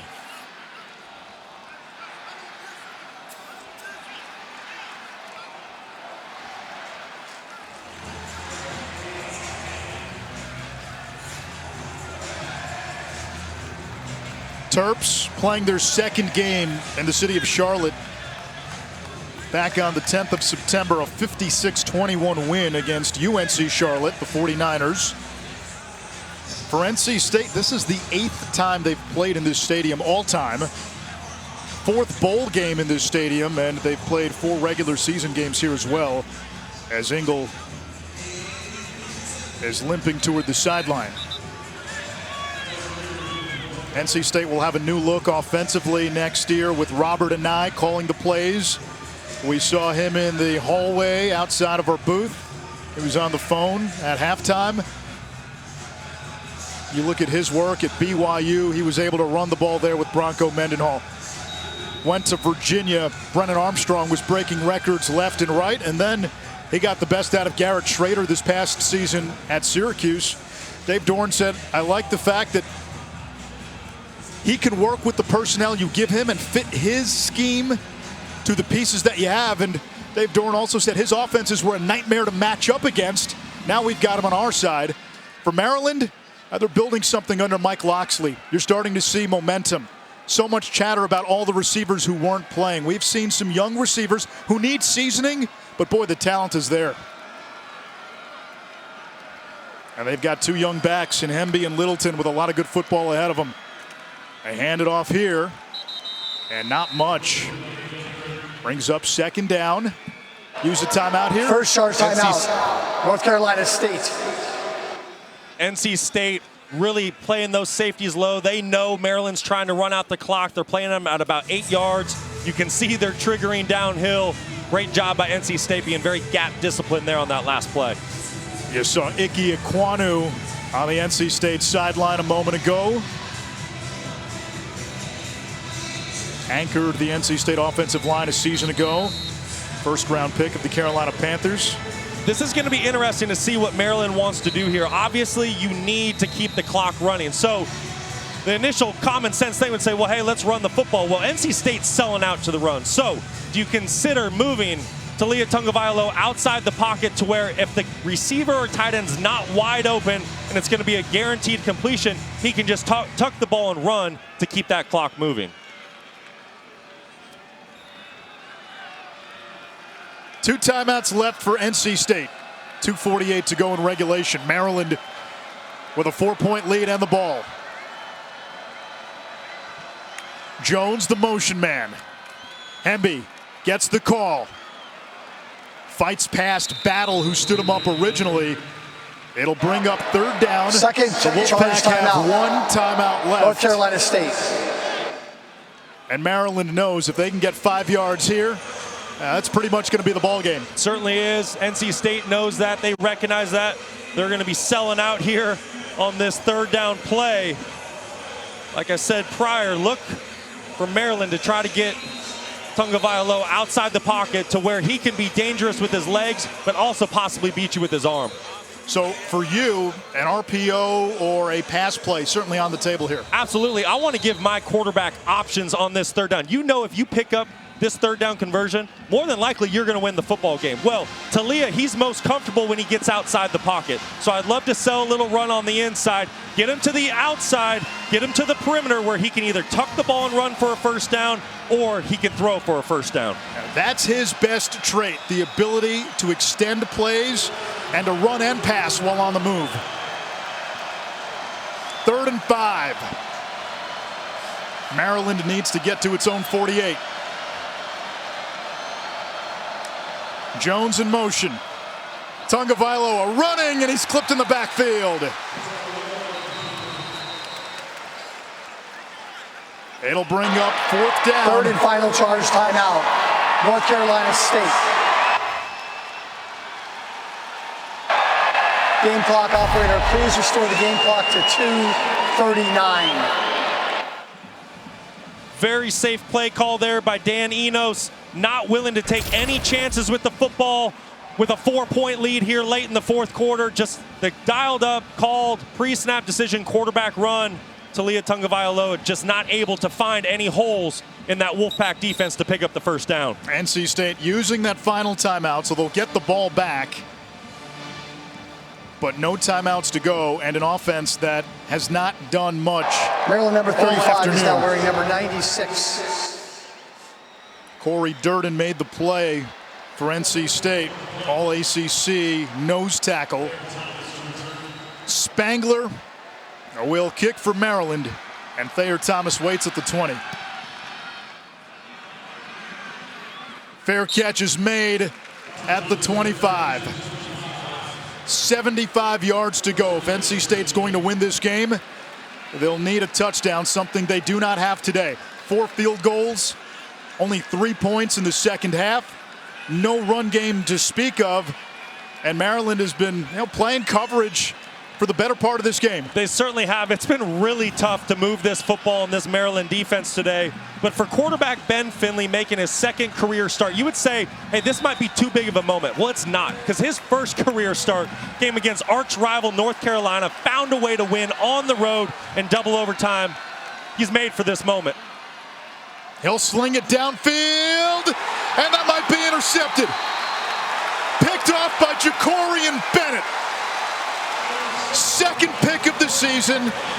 They picked on the DB, who leads all Power 5 players in passes defended over the last 2 years. Listen, I get it. You get good on good. You have Daryl Jones, your senior graduate go-to wide receiver on the outside, but he just so happens to be going against the best corner in Jacorian Bennett. That's a big-time matchup out there, but Jacorian Bennett was not going to be denied the honorable mention All Big Ten corner coming up with the play of the game for the Maryland Terrapins. 5th career interception. NC State out of timeouts, and Maryland can see the finish line. Get ready, Mike Loxley.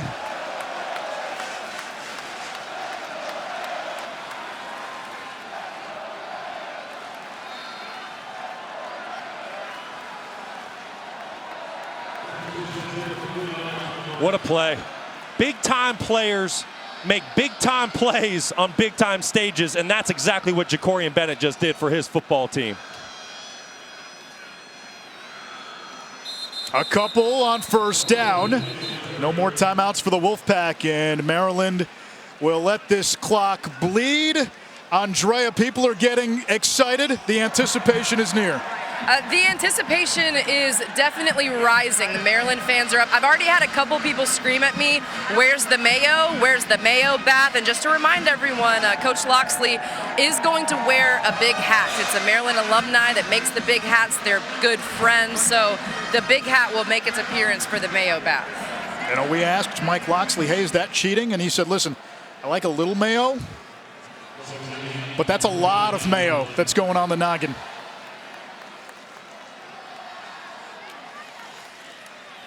Hemby again.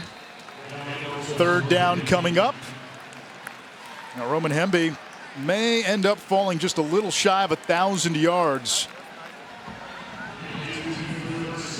Third down and 6. Yeah, they can take this play clock all the way down to under a minute.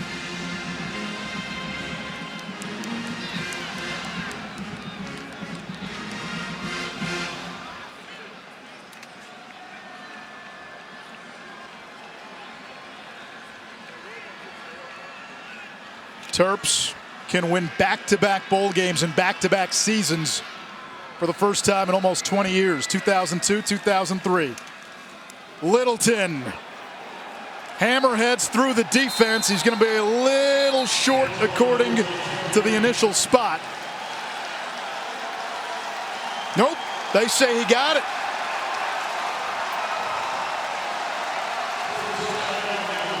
And that clinches it for Maryland. What a tough run there by Littleton. Baby Bus came to campus at 299 pounds, currently playing at 235, was playing in that fullback position just there on that last play. Takes that initial contact and grinds out. Final first down. So Maryland can get into the best formation in football. Victory.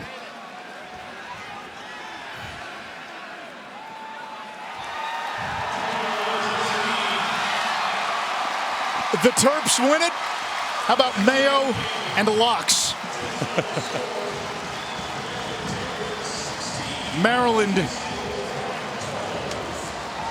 with its 8th win of the season, 16-12, the final score. Mike Loxley will share the post-game embrace with Dave Doran before he sits in the chair. Tonight's Capital One player of the game, Octavian Smith. The only touchdown of the game, the difference in the game, it came in the first half. Switch over to the app to watch the Mayo dump. South Carolina and Notre Dame, the Tax Slayer Gator Bowl is coming up next here on ESPN. For Brock Osweiler, for Andrea Carter, I'm Anish Shroff. Mike Loxley gets ready to get bathed in 4 gallons of mayonnaise. A fitting end to the most perfect bowl game.